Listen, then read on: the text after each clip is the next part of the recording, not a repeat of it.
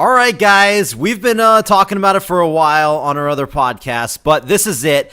Best in the business. We're going to be going over to WCW yet again, and now we're going to be talking about Halloween Havoc. This is being released on Halloween Day, whether or not you're seeing it then or not. Guys, it is time to get in the spirit, and what better way than watch Halloween Havoc main events all the way from 1989 with the very first Halloween Havoc. It took place in, NWA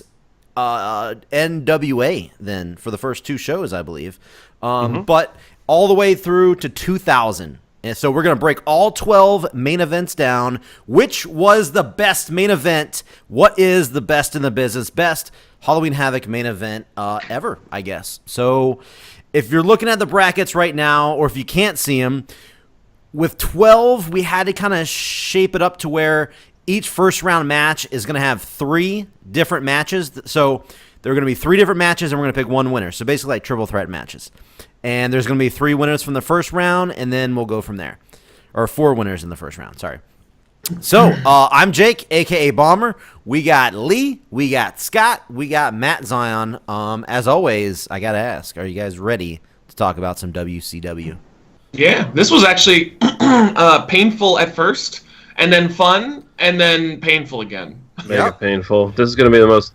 I predict this is going to be probably the least controversial, best in the business we've ever done. Yeah, I agree. One of the more interesting ones, considering what it is, and yet how far it fell. So. That's true. That's true. I think, if you go back and you watch these matches, I think it's pretty evident which ones stand out above the other ones. But hey. It's Halloween Havoc. It's time. It's a great capsule to look at WCW in their moments of time, because these Halloween Havoc. I mean, we should probably do this before we get into it, but it was one of their big shows. It was kind of like their SummerSlam as their number 2 big. I mean, they had Slamboree, they had Great American Bash, but it was always Starrcade. But Halloween Havoc 2 months prior in October was always pretty big, and it led right into Starrcade, right? Or what? No, that was World War. No, it went. Well, back in the day though, before they had one a month. It was Fall Brawl in September. It was Halloween Havoc in October and Starrcade in December, or even November sometimes. Yep. So it was always kind of like in the end there, and they had like Slamboree in the spring and shit. But when they really started getting going, it was still one of their big ones. So this is going to be interesting. All right. Does anybody got anything last thing to say before we get into the matches? No, let's go. If this goes well, it's the reason why they brought this name back for next year. That's right. We are the reason they're bringing Halloween Havoc back. Let's put that on the record right now. All right, so here we go. Let's find out what was the best main event in Halloween Havoc history. First of all, we're going 1989. We got Ric Flair and Sting teaming up against the Great Muta and Terry Funk in a Thunderdome match. That's the 1989 match, going up against 1990, which was Sting versus Sid Vicious for the NWA title, the heavyweight title. And the third match is the 1991 Lex Luger versus Ron Simmons, 2 out of 3 falls, where Lex Luger was defending his title, his WCW title. It still might have been NWA heavyweight title back then. But no, that was WCW by that point. Did they label it WCW? All right, cool. They had both titles for a while, but that was WCW's title. Yeah. Well, there you go. I guess, Matt Zahn, you want to kick us off here? Yeah, sure. I'd love to. Right. Who do you got winning this? So, I'm going to go over. I have notes. I figured there's so many matches that I have to write these down so I can try to remember. Sure. Match 1, dude, this was an awesome match. I know I said that it started painful and then got whatever. But I meant the after these. But this match was so much fun. I really liked it a lot. Flair it was weird seeing Flair as a babyface and Funk as a heel, but man, Funk was on fire in this match, dude. This is what we're missing in wrestling nowadays, is someone like Funk, where he gets in the ring and he is just going crazy. He's putting on a show. He's not trying to get in there and be cool. He's just a badass. He's a crazy, psychotic badass. Muta was really intimidating. He didn't have to really do much. He just looked intimidating. And Sting was kind of the weak link, I thought, out of everybody. I didn't really think much of Sting in this match. I mean, he had good babyface fire and whatnot. But here were my notes. I put really fun match. Weird seeing Flair as a good guy and Funk as a heel. Funk was amazing. Odd seeing Funk ripped. This is the most in shape I've ever seen Terry Funk in my life. Muta was intimidating, crowd was eating it up. So, I mean, I really did like it. I thought that this was a fun gimmick. I thought it was cool how they had, like, because it's a Halloween-themed show, I like how they had all the Halloween stuff in the cage and whatnot. They had gargoyles on the top of the cage. Yeah, that was pretty sweet. The only time in all the years that they did this pay-per-view where that happened. So, I was like, I really thought it was cool. It was done nice. Match 2, Sid versus Sting. My only note is Sid was awful. That was your only note? This match sucked. I hated it. Sting tried so hard. He was a bumping machine, but Sid is just fucking terrible in this match. I hated it. So no, thank you. Ron Simmons versus Lex Luger. This match actually made me respect Luger a little bit. He was good. I mean, he was real good, and I mean, I've never seen any good matches from him before, and I thought he played up the heel role really well. My notes are, starts super slow, but builds quite well. Luger was actually impressive. The second fall spot with the whole disqualification going over the top rope was really fucking stupid. Like, it didn't make any sense at all. Commentary saying Luger is more vicious than Cactus Jack made me LOL. I'll just jump on there, Matt. The top rope thing was an NWA thing back in the day. I know, but the way they did it, it didn't even look like... It didn't make sense, because Ron didn't throw him over. Right? Yeah, that was the controversy about it. Yeah, that was the controversy. Yeah. That's why I didn't like it, though. If he had just thrown him over, then there you go, fine. But it just didn't work. Out of all these matches, Sid versus Sting is unwatchable, in my opinion. I fucking hated it. I did like Ron Simmons versus Luger more than I thought I would, because like I was shitting on it in my head for basically the first fall, but by the end I was like, damn, man, that was actually pretty good. But the match 1 is going to get it. Flair and Sting versus Funk and Muta was just too much fun. I quite enjoyed it. I'm shocked I'd never heard of it before, but it gets my vote. Okay. I guess I'll jump in there real quick. On paper, the 1989, the Flair and Sting and the Thunderdome match, I'll just say that. I was like, holy fuck, because I'd never seen the match. I was like, this is going to be fucking great. I thought this was going to be awesome. The cage was supposed to be electrified and stuff. And for those wondering, the way you lost was each team had a manager.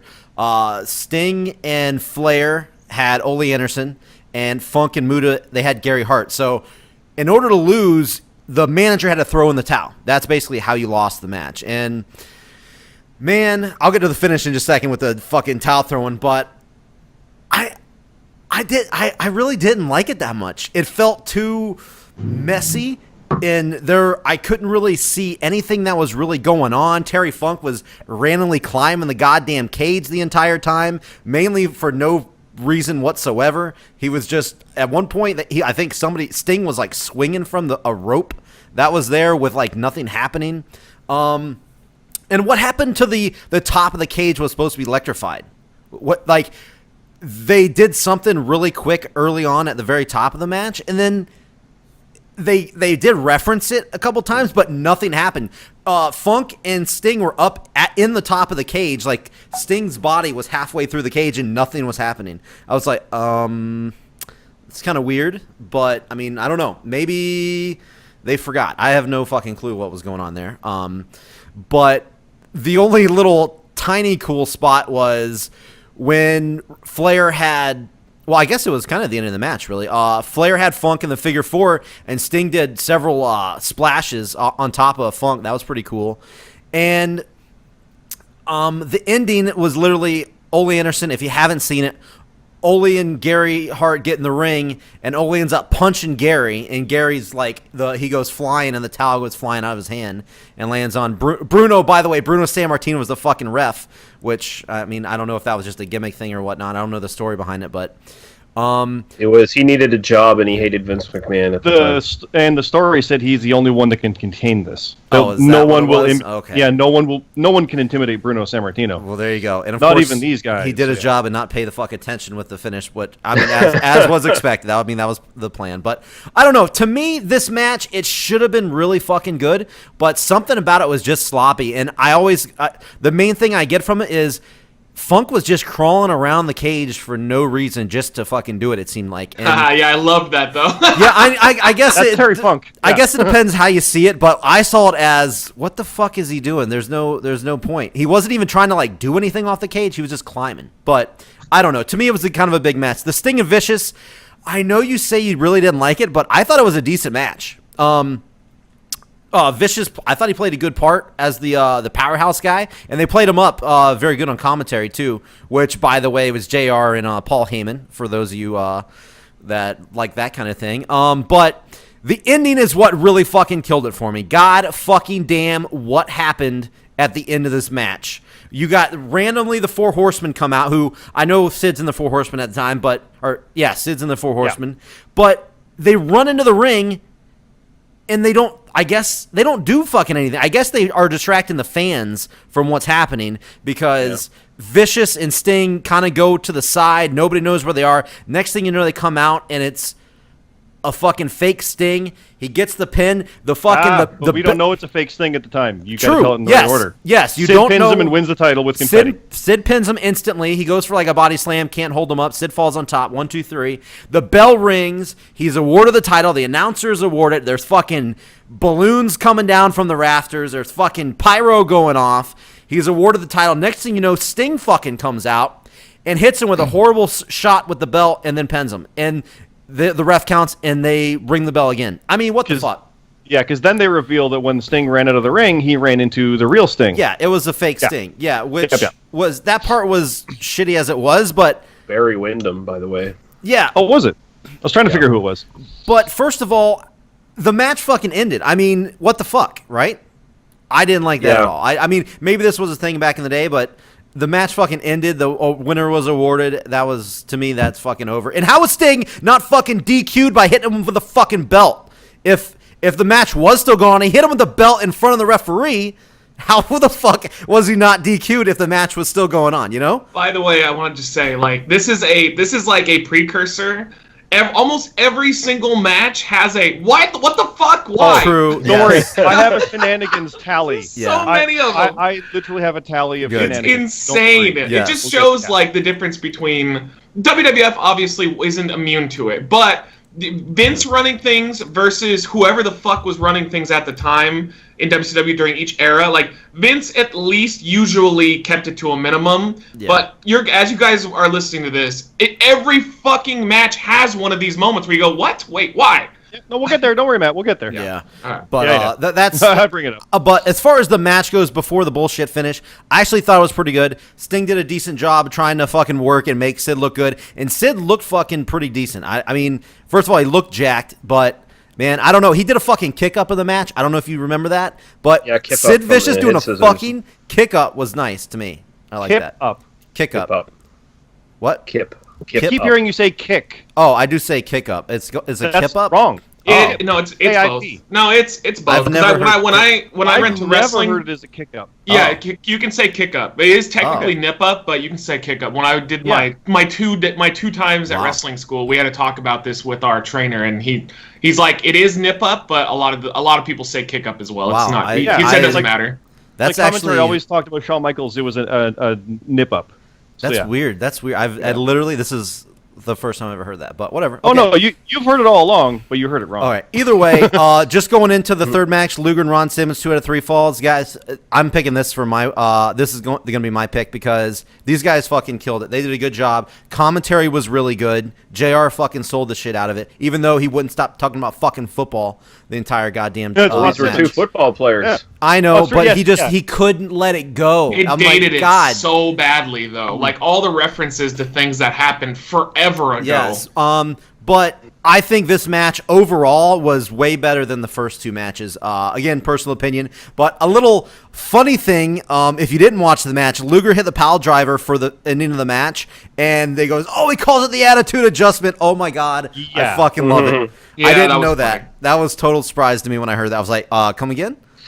But I don't know. I think it was a really good match, and I fucking hate Harley Race's involvement in it. He fucking sucks. I'll get more into him fucking sucking. Oh yeah, another thing you're gonna hear a lot. Fuck Harley Race. Yeah, fuck Harley Race. He may have been a goddamn legendary wrestler, but fucking he wasted goddamn space here. Yeah. But sorry, I know I'm taking a long time, and I'm probably going to be long-winded on some of these. I mean, these are going to be long and in depth. But we don't have as much to talk about as far as overall. So yeah, anyway, that's it. I'm picking Luger and Simmons. We'll go with Scott. Who you got?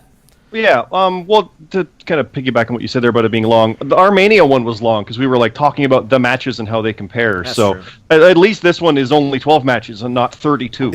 So there is that. But I want to preface this with the fact that I've only ever seen one of these matches beforehand, like of all of Halloween Havoc. So going into this, I'm like, let's see what these are like, because I was a WWE guy. That's been documented on the podcast. I grew up watching it in the 80s and 90s, and it was only around 93 or 94 when I started actually seeing WCW because we got it on the channel here. Mm-hmm. And I'd heard of it forever. Like, I know who Flair was. I knew who the Champions was and all that stuff. But I never actually got to see it. So when I went back to this, I'm like, all right, let's see what some of this classic stuff is. And I've got a lot of the wrestling DVDs. So I remember seeing on the Ultimate Ric Flair collection Flair and Funk when he got pile-driven through the table in that feud. So this was cool to see another aspect of that. That was amazing. So these guys were fucking great. And Sting and Muta were their own feud. So, Matt, you said this on a podcast, I think, 2 instances ago. It was neat to see 2 feuds combined in the cage. Well, they should do it more often. Like, yes. I think that's the way. That's one of the solutions to WWE's current problem, where they'll have guys like do 4 pay-per-views against each other in a row. Break it up. Do like a tag gimmick match or something, and put them together for one. They've done that with Saturday Night's Main Event when they brought that back. It was like Cena and Undertaker opponents. Well, they'll team up against others. Well, no, I want to see Cena team up with another guy and face their set of opponents. Like, I want to see that kind of thing. Like Cena and Batista against Undertaker and Michaels. Like, that should have been it, not good guys versus other guys. Yep. So that's what this was. It was cool. Now, Flair was the champ, by the way, here, NWA champion. Mm-hmm. What do my notes have here? I agree fully, though, Bomber, with your aspect of it was a bit of a mess. But that's kind of an NWA thing, and Lee, I know you'll probably agree, even with liking it, it's still a bit of a hecticness to it, which kind of works in a way to make it seem legit, but it never seemed like that was the intent. It just happened. I do like those classic NWA crowds, though. It's pretty great, but what did I write? Clusterfuckery elements is the thing that they definitely have. There you go. Yep. The cage was supposed to be electric, but it was only the top. Just top. Okay. But I loved how at one point something caught on fire and Muta used mist to put it out. That was like, little I'll aspects. give you that. Yeah, that was pretty sweet. That was pretty sweet. Sting swinging on the rope, Funk in the cage, the camera work couldn't quite catch it. Just those production elements were a bit lower than WWF at the time. Not harping on it as a WWE guy, but that's just what you see between the two. I loved seeing Flair just go apeshit choking Muta and things like that. Like, Flair is a good guy, but also ruthless because he's Flair was awesome. And you don't just get the how will Sting and Flair work together, but it just goes crazy. Also, how is a Thunderdome not a dome? Where's the roof? It's slightly curved in on the top. It was like prison style in fences, but that's that's typical NWA. Mm-hmm. Sting's cage dive was great, and it's no Shane McMahon. That's for you, Bomber. But I hate how they won by shenanigans. Like I said, Ole hit Gary Hart, the towel flew in, and the good guys win. Yeah. And they're like, "Yeah, we won." I hate how good guys win like that, especially with this. Like, this is Flair and Sting. They should have that aspect to it where they don't win through shenanigans. They shouldn't accept the cheap victory, but they did. And it's usual oddness with Halloween Havoc with no NWA title, but whatever. That was fun. It's chaotic fun, like Matt said. Sid and Sting for the NWA title. I love 90s Sting, and I love classic insane Sid. The stare down's awesome. They hate each other, but it's not like Kevin Owens, Shane McMahon hatred. It's just, I'm better than you, which is always cool. I like that. But the commentary, love that Black Scorpion. Fucking Christ, gotta talk about Black Scorpion. Talk about this match, damn it! Mm-hmm. I get set the future, but focus on the world title, please, just a little bit. This is the guy that WWF brought in, though. This is the Sid they brought in to be the new Hogan. This is what they saw. Mm-hmm. And you can kind of see where they were going for it, but Sting was just fucking dumb. Like, he's too much of a good guy. He's a paladin, too good for his own good, never took advantages, never took the count-out loss. Mm-hmm. Sure, it's valiant, but, I mean, we can talk about how dumb Sting is in storylines for 10 years after that. Like, it's good lord. But then we have another shenanigans with the fake Sting, something they'll never copy in WCW. I can guarantee you that. And, of course, it's Cheater Horseman, but that was Monster Sid. like Vader, I always say this. Why the hell do these guys need to cheat? They can destroy you just sheer outright. They shouldn't cheat. So Sid resorting to that, even as a horseman, was BS. So that's 2 for 2 with shenanigans. And then Luger and Simmons. Yes, Lex impressed, definitely. I like the don't respect you, don't like you, respect you face off. That was cool. And Luger just kind of standing there, like, he was acting good. Like, he's the heel here, and it was really kind of interesting. I did like JR talking about the very similar athletes vying for the title. That was neat. The shift in momentum, getting Simmons with the first fall, second fall being that DQ, and then the third fall still being legit even after it was shenanigans. That's 3 for 3 with shenanigans. And as I wrote exactly here, this is why I didn't like NWA WCW stuff at the time, because it underdelivered. But WWF at least followed through to a conclusion and gave you either a happy ending or the bad guy moves on and the good guy has to redeem himself. This just is like, I didn't get a payoff again. You know what I mean? Like, it was frustrating. But Simmons got outsmarted by Luger and Race cheating to lose that second fall, and then football tackled it and just ended. It was lame. And just got legit outsmarted over a dumb hero. But Shivani was fun. Ross is good on commentary, and it was underrated but super hyperbolic. That's Shivani. Overall, Sid and Sting, which I thought would be my pick, is the worst of these three.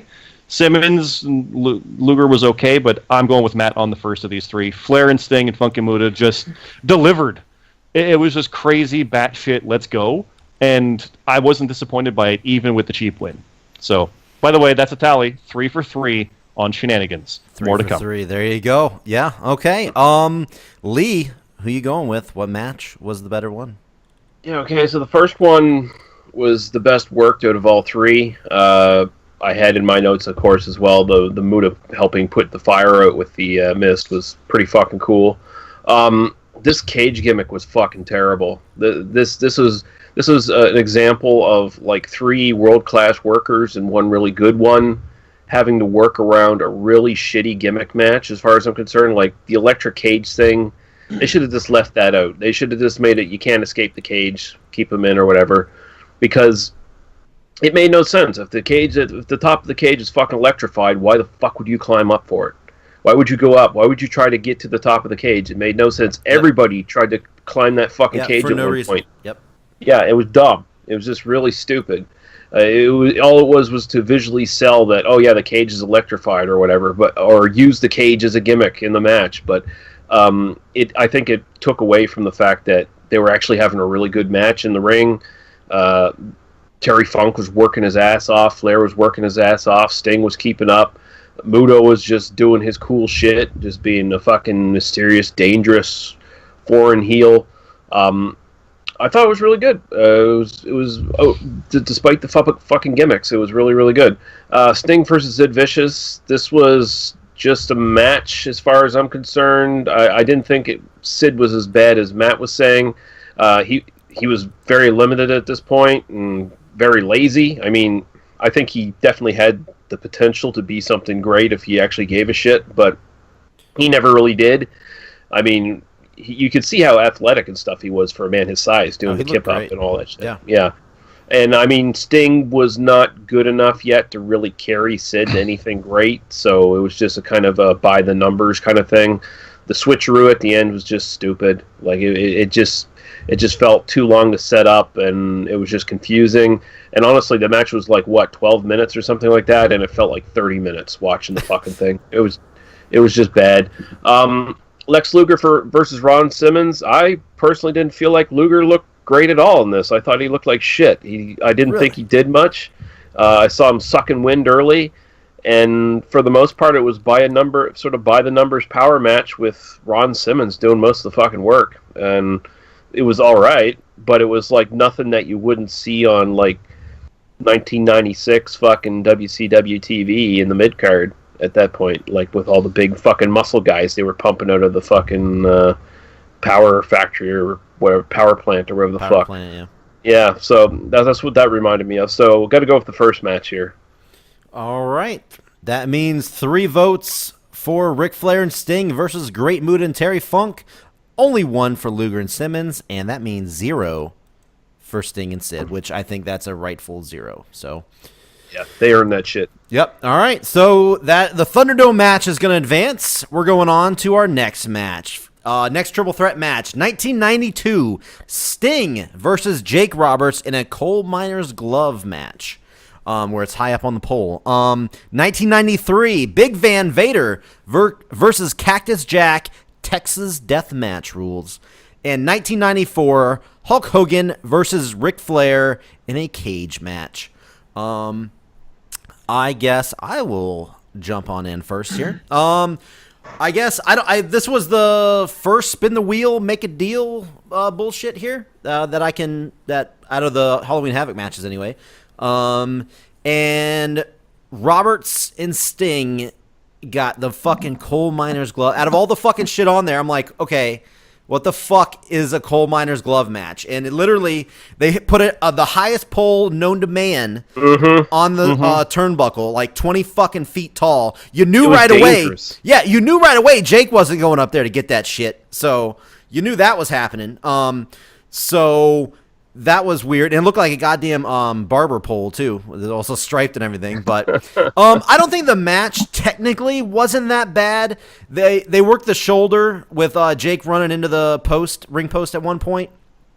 And they pretty much worked that the rest of the match. And I know Matt Zion, how he feels about fucking when you work body parts for a long time. But that was kind of the story of the match.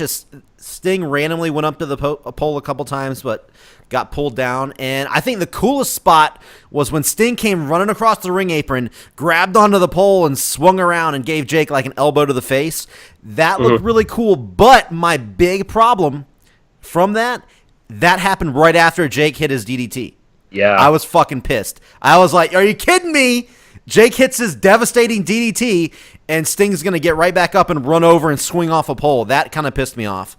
The ending was kind of super shitty. Cactus Jack ran down. He had a little a bag with a cobra in it and handed it to Jake. While all that was going on, Sting pulled down the glove, kind of did just a little punch in the back, and he just fell down and held the snake to his face. And I know we're going to get into this here in just a second, but he made sure the snake was biting him, because that snake was not fucking biting him. And Sting just got the win that way, and that's how it ended. It was pretty fucking stupid, but the story of it was, the only thing I remember was, goddamn, Jake killed that fucking snake, like ripping its fucking head off just to try to get it to bite him. And the way he was moving around, slamming it on the mat, and he just like crushed the fuck out of that snake. So that was kind of, I know they always say different time back then, but yeah, that shit would never come even close to happening anywhere near today. But again, okay match, weird finish. It was kind of a stinker. Nothing big from it. 1993, Vader and Cactus Jack. When I first saw this, I was like, holy shit, this is going to be amazing. Because you always hear about the Jack and Vader matches. And you know what? It wasn't that great to me. It wasn't that great.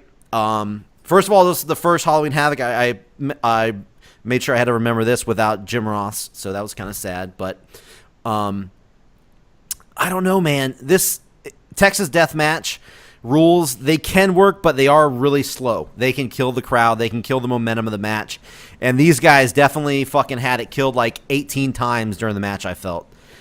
I really didn't like pretty much anything they did besides Vader's punches. That was really the only thing I really liked. There was a nice sunset flip that Cactus Jack went to go do off the ring apron, and then he fucking slammed his leg on the guardrail. Looks like it hurt like a motherfucker. But again, I was distracted with the ending of the match. Goddamn, Harley Race. Fuck Harley Race. That's going to be the theme of this fucking show. The worst taser. Okay, so here's the end of the match. All right. They're making the count, and both guys got to get up to answer the 10 count, right? Well, Cactus Jack is getting up, and Harley Race is supposed to tase him in the leg and make sure he stays down. He falls back down and doesn't answer the time. So Harley Race hits the fucking trigger way too early and then rams the taser into his leg with nothing happening. And there's like a 2-second delay before Cactus Jack flops on the ground, holding his leg, screaming. It looks so bad. The crowd fucking hated it. They could tell it was dog shit. And yeah, it was just one of a horrible finish. I say, out of all the stupid fucking finishes in this that you're going to hear us talk about, this was the one I hated the worst. This was fucking, it looked really bad. It ruined everything else they did in the match, I feel, and I feel like it just didn't work out overall. Now, moving on, 1994, Hogan Flair. First time we had Bobby Heenan on commentary, so that was cool. This was supposed to be a career versus career match also, and you know how those always fucking work out. But the match, technically, I think it was pretty decent. There was a lot of cool elements that they threw in with Sherry and Jimmy Hart and all that. But, man, you got Flair versus Hogan in the match that should be the match of all matches. Why the fuck are you going to put Mr. fucking T as the ref? The whole time, I'm like, God damn it, WCW. God. Well, remember, this is a rematch, though. I know. And gotta make it bigger than the last one. Ooh. So bad. He's a big relevant celebrity. It was so bad. Yeah, irrelevant. Anyway. I love. He's Hulk's friend. I think Bobby Heenan was fucking amazing in this match on commentary. He fucking went ham on Hogan the fucking entire match. It was amazing. But Sherry Martel got stripped down. That was fun. That was a little interesting. Yeah. That was nice. I was really scared when I saw her. She climbed up the top of the cage and jumped down to kind of do like a double axe handle, and it looked like she fucking broke her ankle. That was pretty fucking scary. But she got in there, and Hogan beat the fuck out of her, man. Slammed her around, big boots, elbow, clotheslines. That would not fly today. Yeah, definitely not. I don't know. I think the icing on the cake for this match for me was the fucking crowd. The crowd was really into it the entire time, and then they fucking killed it with the. It was technically after the match, but with fucking Brutus coming out or being revealed as a masked guy that they had earlier in the match. Earthquake came out. It just in Kevin fucking Sullivan bullshit. The Dungeon of Doom shits. That was horrible. But the match I think was actually pretty good and entertaining, and it always feels good when the crowd was really behind it, which that helped the match a lot. So I'm giving it to Hogan and Flair, career versus career, and. By the way, Hogan won, and we never saw Ric Flair wrestle again. So yeah, Lee, what you got here? Yeah, okay. So Sting versus Jake Roberts. So either one of two possibilities happened here, and I would believe either one of them. That wheel was either not gimmicked, or Bill Watts is just a huge fucking moron who thought that a coal miner's glove match was a good idea in 1992 WCW. Either way, that was a fucking stupid result. There was much better matches on the fucking wheel, like no DQ and shit like that. Like, come on, anything that would play better to these two's strengths. Jake Roberts tried. He tried to carry Sting here. He tried to put some psychology in it and tried to make it watchable. They did some decent brawling. They did a little too much circle each other. Engage and then break up and circle each other again kind of stuff. A little too much of that. But for the most part, the in-ring was pretty good. But goddamn, that fucking pole. That this is another theme of these matches, by the way. These fucking gimmicks being just ridiculously dangerous for the fucking people involved. That pole did not look safe at all. I was scared that Sting, it looked like he could have hold him. Yeah. Yeah. I was like, Jesus Christ, that's way too high up. And I mean, I'm pretty sure most people don't even, at that point, wouldn't even know what a coal miner's glove is supposed to be, because it's supposed to be like a metal-lined glove. Yeah. So, I mean, for everyone in the audience, they're probably just like, it's a leather glove. What the fuck? But yeah, the DDT not being sold, that was also stupid, considering Roberts had, like, DDT'd Sting on a chair previously and, like, put him out and everything. So, yeah. It was fairly decent, though. Just it was hampered by the gimmicks. Big Van Vader, Cactus Jack. It looks a little slow and plodding now, but in 1993, this was fucking top-the-line fucking brawling style that you just wouldn't see in WCW or WWF at the time. Cactus Jack just going out there and getting his body smashed into little pieces of goo by Vader. Jack actually ruptured his kidney in this match. Oh, I didn't know that. Yeah, probably from the goddamn sunset flip. Yeah, it was. Yeah, I think it was the sunset flip onto the metal ramp. Yeah, that's what did it. Yeah, the ending definitely hurt this a lot, but I still think it's really, really good. Hulk Hogan versus Ric Flair, probably the best match they've had against each other, I would say.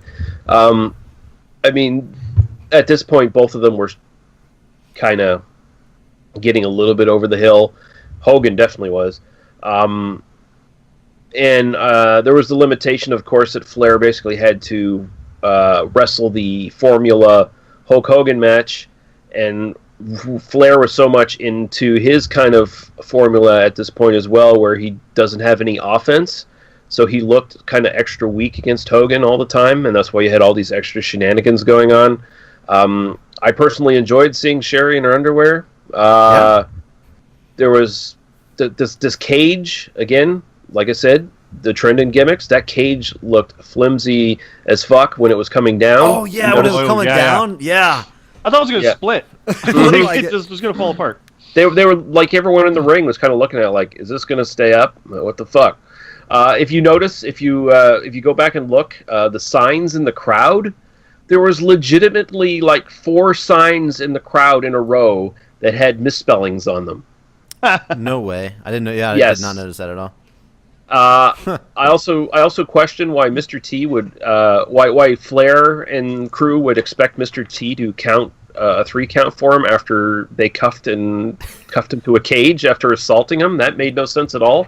But yeah, it was pretty decent. But I'm gonna have to. I mean, seeing Sherry bump like a freak for fucking Hogan, that was something. And I mean, you actually kind of see why people were getting tired of Hulk Hogan. By the way, at this point, why they were kind of booing him out of the WWF at the time too, because he was always a cheating piece of shit. Like, he was taking fucking shortcuts here, and if you notice, Mr. T was like stopping him from taking shortcuts against Flair. Mm-hmm. So that was kind of interesting. But I got to go for the Vader Cactus Jack match. I still think that brawl holds up. So there you go. Okay. Also, as you were talking about that, I forgot to mention that the one thing that I really hated about Mr. T that I didn't even mention was every time he went for the count, it took you out of the fucking match. He had the slowest fucking counts, and it just took you right out of the match. They even had to address it too, the commentators. But all right, Matt Zion, what you got? All right. So, Sting versus Jake was just whatever, I thought. The gimmick killed it. Like, I think they would have had a much better match if it was just a regular match. Yeah. My notes are, Jake is such a great heel, even in terrible shape, he is menacing. That poor snake. That was unacceptable. Mm-hmm. Like, they killed that motherfucking snake. I had to have killed him. Like, I can say right now, I tried Googling it. I can't find anything on that. But watching it, it's obvious. But there's no posts, no nothing. So, dude, that's just, and I'm not one of those people that's all like animal rights before human rights nonsense. But watching that literally made me uncomfortable. Like, I was sitting there like, now I understand how some people feel that I can't watch Benoit matches anymore. Oh God. Because it just killed everything. Like, I was like, well, I fucking hate this match now. Yeah, it killed everything. His wife, his daughter. Oh wait, there you go. That's a different killings. So yeah, the only positive is Jake. Jake just, dude, even with the gut, man, he looks like a scary motherfucker. You wouldn't want to fuck with. He's everything Bray Wyatt wishes he was. Yeah, he didn't even have a big gut here. This was before he really went downhill. He wasn't. Yeah, that's true. You could just tell he wasn't in shape. That's all. Yeah, he wasn't in WWF shape or anything. No. Cactus Jack versus Vader. This match is so bad, it's good. This is like The Room. Like, this match was a disaster, and I feel so bad for Cactus because he got fucking destroyed, but he did it for nothing because nothing worked. Whatever chemistry they had in their like other legendary matches, there was none here. Vader just looked awful. Jack, I think Cactus at least looked like a badass, but was it really worth it for all the punishment he took? I don't think so. My notes are, title not on the line is really dumb, and the commentary saying Jack asked for it makes Jack seem even dumber, which I didn't understand that they made that a point. They're like, this isn't about the title. Yeah, this is after that stupid amnesia angle they had Jack in, where he was on the streets as a hobo for a year or some shit. Oh my God. Okay, but and he lost anyway, so why wasn't the I thought maybe the title wasn't on the line because he was going to win, and they didn't want to put the belt on. Imagine how crazy that would have been if Cactus had gotten a WCW heavyweight title run, like just a real quick one. LOL at Harley Race using the stun gun outside for no reason other than to show that he has it, and then hides it from the camera. You hear this, and the camera goes to it, and then he's like, "Oh no, wait, don't look at this," and he just puts it away from till the end. It's like, and then the director of the show agrees, like, "Oh, Mr. Race said not to film him. I will not film Mr. Race anymore." Like, come on. I wouldn't film Mr. Race either if he told me not to. Mick Foley doing everything he can to destroy his body to make this matter, but it just doesn't. And oh my God, they botched the stun gun finish. Match sucks. Like not even just bad, horribly bad. I have a theory on this. Now I could go one of two ways. Either Foley was really supposed to get hit by the stun gun legit, and that's possible because he is Mick Foley, and I could see him being crazy enough to do that. Or Harley was supposed to like hit the button and then like turn it off right before he got Foley, so it made it look like he still got him. But Harley's timing was fucking shit. It was so bad. It looked like Foley didn't realize it was happening, which makes me think he was supposed to get legit tased. I mean, it's Foley. I feel like he would have said, "Fucking hit me with it." I mean, come on. On pay-per-view, I feel like he would have said that. He would do it for 5 people. That's probably true, too. Hogan versus Flair. So, I'll read my notes first. Hogan getting a lot of boos. A lot of fucking boos. Because this was like right before he turned heel, or at least he had one more match as a face. But, one more. This was 2 years prior. This was 94. I meant before Halloween Havoc. One more Halloween Havoc before. But Hogan was getting booed a lot. Reminded me of John Cena in a lot of ways. Really small, dinky looking cage. How WWF didn't do Flair versus Hogan at WrestleMania is still insane to me. I can't tell if Mr. T got fat. He had a puffy jacket. Sherry showing off her ass spot was pretty great, and not only because it was a good visual, but the crowd popped, and she was really attractive. So I mean, that was really creative spot, I thought. Hogan gets whipped into a steel pipe when the cage is pretty much already a steel pipe. Double the pipe, double the pain. Double pipe. It was so stupid. They went through so much trouble to whip him into the pipe, but it's made out of a steel pipe. Yep. I said only in wrestling. True. What was Flair's plan? He needs Mr. T to count the pin. LOL. I know. And the last thing I put was Hogan beating the shit out of Sherry is surreal. like she didn't just come in for one thing. She wrestled like 10 minutes. Double clothesline, noggin knocker, body slam. Yeah. When Flair and her were like giving him like double team offense, I was like, what is happening right now? Like, this is ridiculous. And Hogan just makes Flair look so tiny. I mean, like, he's just such a bigger dude overall. But Flair's still fun to watch. I thought Flair was actually great in this match. I did not like Hogan at all, and this is going to start another trend you're going to hear. Every fucking main event with Hogan is the same bullshit. It's terrible. He's lazy as shit. This was probably the best one of the Hogan matches. At least it was comparable. But, dude, there's a reason why this company died, and it's Hulk Hogan. Like, I really do think Hogan is the reason that they died, because they should have transitioned out of him after maybe 2 or 3 of these. And he just kept coming back and back and back. And like, eventually people were like, well, fuck this. I want to go watch, WWF, who's actually pushing fresh talent. And, dude, fuck Hogan big time. If I have to pick a winner, I didn't really like any of these. I think I'm going to pick Cactus Jack versus Vader because it's so fucking terrible. I actually enjoed it. I was about to say, if you can't pick one of these matches, you're going to be really fucked later. Yeah, that's very true. Like Cactus and Vader I was laughing so hard the entire time at how terrible this was. Like, I'm telling you guys, if you watch one of these matches, only one, everybody listening, go watch Cactus Jack versus Vader and get a bag of popcorn and just laugh. Because it's sad what they went through to make this happen, and it's garbage. But, yeah, I'm going to go with that one as my winner. All right, Scott. Okay, my notes here. Sting and Jake. Angry, pissed off Jake was awesome. And Sting kinda was awesome. Like, he was still trying to figure that out and not be a Hogan Warrior ripoff. His own identity was weird, yet trying to be a version of them. Jesse Ventura was on commentary here, and he was amazing because I agree. He's the bad guy, but gives Sting his props as one of the most popular in the world, and blah blah blah. It's always good seeing that. Like I always like Jake for that, and Corey Graves does that now. It's great. But this had a weird feel that we ended up seeing from TNA for the past decade, where a former WWE guy would jump ship and be a main eventer down there, when they were never really a main eventer where they left. Like, Jake almost had that little feud with Hogan, but they aborted that one when they cheered him over Hogan. So Jake was never a main event guy, like a Ricky Steamboat type in WWE. He was never that. But here he is main eventing with Sting. It was just, that was weird. Not that Jake couldn't do it, but still kind of surreal seeing him go toe-to-toe with Sting in 92. That said, I think this is easily the best worked one since Thunderdome, thanks to Jake. And yet that poll was fucking ridiculous. I have written here, Sting's pole swing was cool. Sting won, but dumb luck is why. Because the glove didn't even factor in.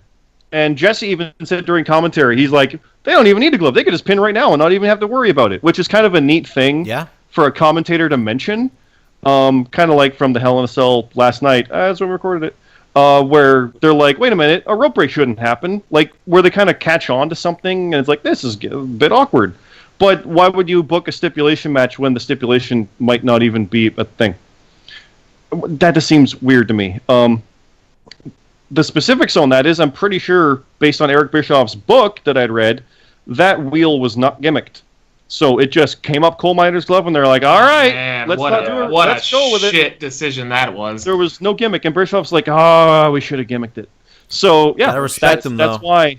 No, you don't. You retape it. You do it again. You're like, why is that even on the wheel? And that's where Bill Watts came in, and whatever was going on there. But anyway, dumb luck, because Sting got the glove, and that didn't do in Jake. It's him hitting him and happening to be bitten by the snake that he had, because he got jerked from the hit, and Sting pinned him. And now we're 4 for 4 with shenanigans, by the way.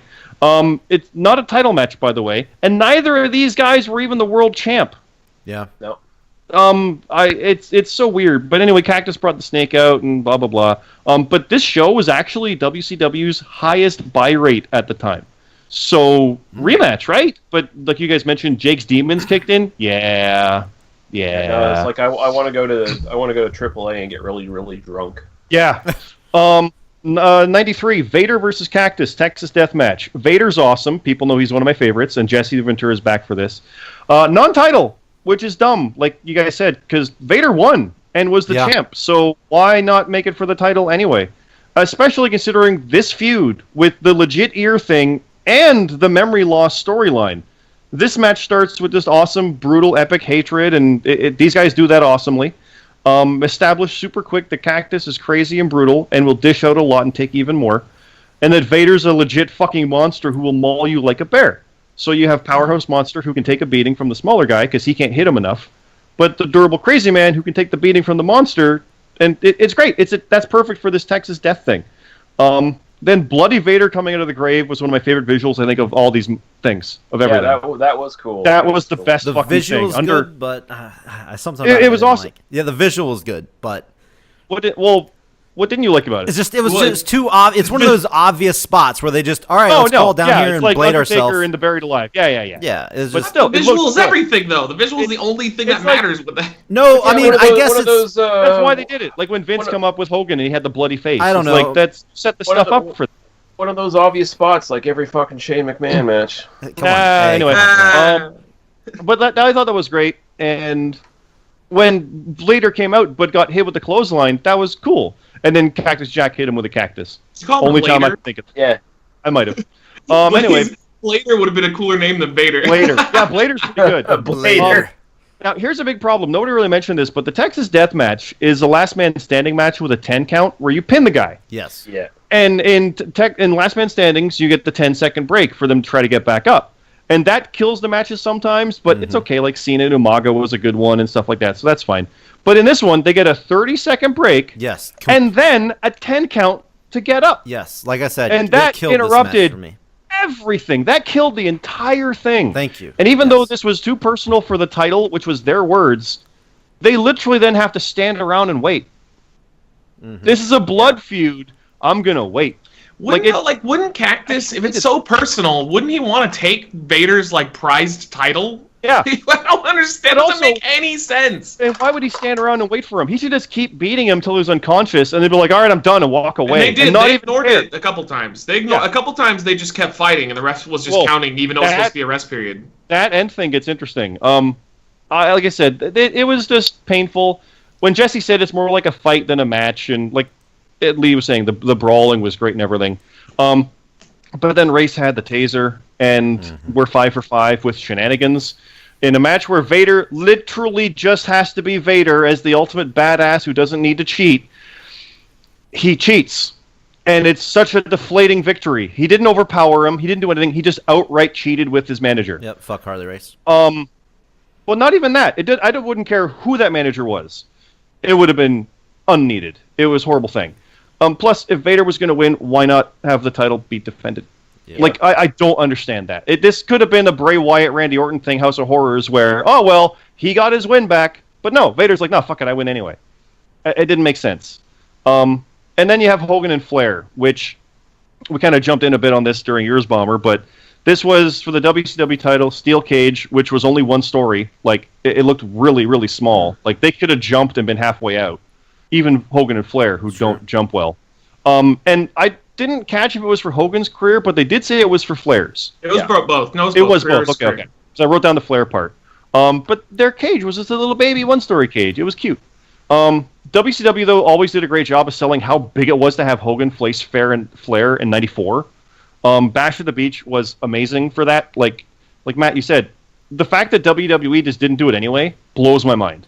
Because they did it on house shows and thought it underperformed, and that was the problem. It's you need to put it in an arena. They'll show up, and it'll be epic. Don't worry. Yep. And WCW figured that out. They made it work. They made it work both times. I love the demeanor of the crowd. They loved it. And Bobby Heenan in '94 through '96 about hating Hogan, then being like, "Look, I was right all along. Look how bad this man is." Is probably my favorite Bobby Heenan ever. I told you all along, I knew it. It's it's so good. You couldn't write that otherwise. But I think that I liked how Flair was the best, but that's Hulk Hogan. That story really worked well for me. I thought it worked good. Like you guys were saying, Flair kind of was in his formula and Hogan was in his, but I think in this and their first meeting, it still worked. Because Hogan treated Flair like the great rival he never had but always knew. And Flair just did his thing to a T, except also treating Hogan like it's Hogan. It was almost meta. But it would have worked. It never would have worked in WWE. It had to be in Flair's home to bring Hogan into that. I think that's part of why it wouldn't have worked as well in WWE at the time anyway. Because Flair doing his thing wasn't as known. People who knew Flair. So anyway, in this era, Hogan won the first match, but legit, you didn't know who would win the second one, because it wasn't like now, of course he's going to win. People probably figured Flair's going to win. Of course he is, or who knows, right? That figure 4 moment from that was amazing for that. But then shenanigans with Sherry and the Masked Man, who was Brutus, and the cage, which Can I say one thing real quick that I completely forgot? It's telling that at least this was a solid match. Okay, it had a good crowd reaction. It had 2 legit main eventers. But I think it's almost symbolic. The moment that Brutus is revealed as the Masked Man, as WCW took a death dive. Even though they're money-wise, they did great. Yeah. That was Hogan poisoning WCW and giving it terminal cancer over the course of years and years and years. Because nobody wanted that. A lethal dose of poison. Yeah. Nobody wanted that. Nobody wanted Brutus versus Hogan, and they were gonna fucking do they were gonna do that no matter what. And it's they did. Yeah, I know. And it's nobody wanted it. That's the one thing I forgot to say, and you'll see our rants as we go. Sorry. Oh yeah. No, I agree with you. I didn't even watch that part of it because I knew that part happened. I'm like, I'm done watching this match tonight. It was bad. But the whole thing with a cage to keep people from being interfering in it, it's cliche now, but in '94 it still kind of worked. But so this chaos happening, it's like, oh my god, even the cage can't contain them. It almost worked good, but it was still a mess, which is typical of all these. it was fun and chaotic, but oh look, shenanigans. We're 6 for 6. The first match had the atmosphere, and this rematch really spun off of that, playing off things from the first. But overall, I think I'm kind of surprised because this one and the Vader match are two of my favorites from the Halloween Havocs. Like, I like this era of WCW. This just before I started watching it, it's cool, some cool stuff. Sting and Roberts was kind of garbage, though. I got to go with Vader, though. I love me some Vader. I want more. I liked that. If not for the fact that Hogan and Flair had so much interference, that one would have won. And Vader and Flair had those deathmatch time things. Like, those almost killed each other. Mm-hmm. But I'll pick Vader and Cactus over Hogan and Flair just in that. So, not because of preference. I liked watching the Vader match more. So. All right. Well, that is 3 votes for Vader and Cactus Jack. Only 1 for Hogan and Flair, and 0 for Sting and Roberts. So moving on to the next match, we got Hulk Hogan. 1995 Hulk Hogan versus the Giant, aka the Big Show. Later years. 1996 Hollywood Hogan. First time Hollywood Hogan appearance shows up versus Randy Savage. And 1997. Roddy Piper versus Halloween Hogan. Wow. Halloween Hogan. Hollywood Hogan in a cage match. Another cage match appearance here. Lee, how about you start this one off? Oh my God! What a good! fucking I get to bracket. start the last bracket. what a fucking bracket this shit is. Jesus Christ! Hogan, have fun. Okay, Yep, Hulk Hogan versus the Giant. Earlier on the pay-per-view, they had their monster truck fight Yes! where the Giant fell off the Cobo Hall or whatever the fuck. Yep. 4 stories high. Yeah, so they didn't even think he was going to show up for the match later on, and he shows up, and yeah, the Giant, Big Show, absolutely goddamn terrible. This is like, he's green as fucking shit, like he's a sugary shit, big sugary fucking turd in the ring here, and this is just, everything in this is terrible. Hogan can't carry him. The Giant doesn't know what the fuck he's doing. Yeti comes out at some point, or the Yeti as they called him in the fucking Yeah. and all kinds of other crap and interference and bullshit. It's just a terrible, terrible match, worth forgetting if you had the displeasure of ever seeing it. And it's garbage. Moving on to Hogan versus Savage. Hogan comes out in his 3 Ninjas wig for some reason. I had to sponsor the movie. He had to talk about it. I mean, how to plug it. At one point, Savage steals the wig and puts it on. Yes. They stalled for, I think, a legit 10 minutes before they even started doing anything in the match. And at that point, they just started trading punches. And honestly, this was just terrible. Like, this was really bad. It wasn't even a good brawl. It was just a lot of bullshit. And this was a good Halloween Havoc, too, 96. Like, the undercard was actually pretty decent. And this almost sunk the entire fucking show. Because I actually went back and watched some of the matches from this show, because I was looking at the card as I was looking the shit up on Wikipedia. I was like, oh, that match was on there. That match was on there. And then I watched this. I'm like, holy fuck. No wonder they fucking tanked out and lost. Hogan was just like Matt said, him and his buddies were just a fucking cancer to this company, man.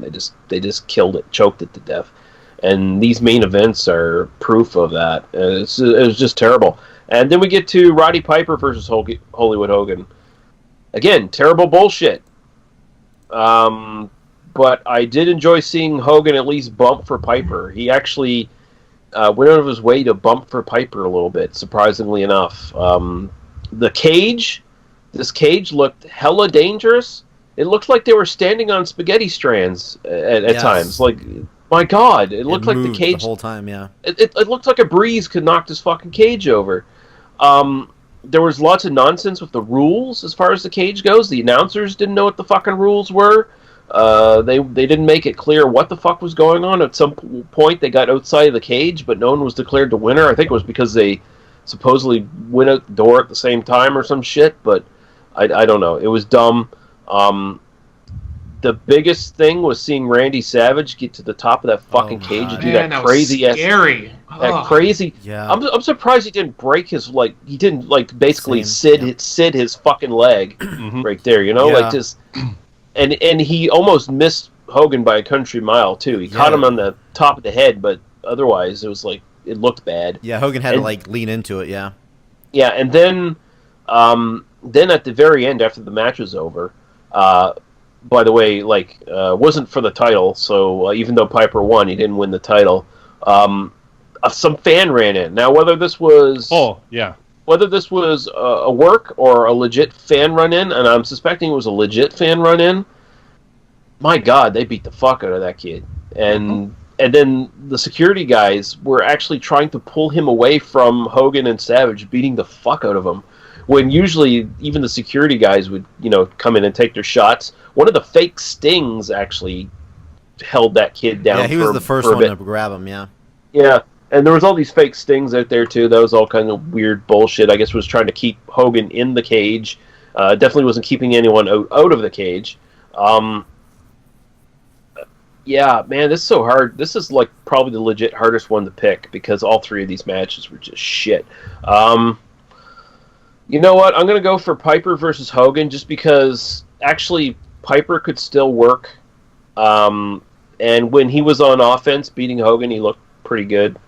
And Hogan did bump for him, and I guess the crazy shit in that with the big Savage dive and the fan run-in were at least interesting to watch compared to the other two matches, which were just death. I want that time back. I feel bad having to waste my time watch those two matches. So, all right, Scott, what you got? Okay, 95, Hogan and Giant. Yeah, it's after that monster truck thing. I did like Hogan. This was in his pre-NWO era where he was wearing black for a little bit. Because he was he had a match with Sting on Nitro in all black at one point. It was just this weird time where he was disillusioned. It was interesting, but didn't really go anywhere at the time. But the whole thing was he came out there and be like, this didn't go like I thought, because he pushed Giant off a roof with a monster truck. And then Giant just comes out like nothing happened. And commentary is supposed to be selling it like it's like he's the Undertaker, and they're doing their best to do it. He's a monster, he's not human. Mm-hmm. But there's no sign that he was even anything. It was too no sell, really. It just didn't work. They said it was a 5-story drop, so yeah. And if I remember correctly, this was Giant's in-ring debut. Yeah. So yeah. Really? Yeah, that was the story. This was his first match. And he was awarded the title the next night on Nitro. Oh, yeah, I'll get there. I think this was legitimately his, third match. He had a dark match or two just to make... He can move, but they're not far off from his actual legit debut here. Now, he's raw, but he has that weird impressiveness of, look, this is a 20-year-old Giant man. So there is that. But this was during Hogan's peak monster era of boringness in WCW. I talked about how I started liking WCW stuff in 94, 95 when I started getting to watch it. But I love the undercards. But then, when they're main eventing with Hogan and Kamala on Saturday night, Clash of the Champions, it's what the fuck is going on? This is boring. And yet they got, Benoit and Guerrero and guys running around in that era, too. It's yeah, this is cool. So this was during that time. This match did not need to be over 20 minutes. Mm-hmm. It could have been done in 10. But then Jimmy Hart did what Paul Heyman does to Brock a decade later and turns on Hulk to side with Paul White. Yes. Kind of crazy. Luger and Savage come out to save the day, but Luger turns on Savage just because, and Hogan, and then Yeti did the dry hump in the double bear hug. Giant wins by DQ and claims the belt. And I looked this up because I remember it happening. It was actually not the next Nitro the night after, but the week after. So officially what happened is Giant won by DQ because technically Jimmy Hart interfered and attacked Hogan. So yes, Hogan, so Giant, I forget how it worked.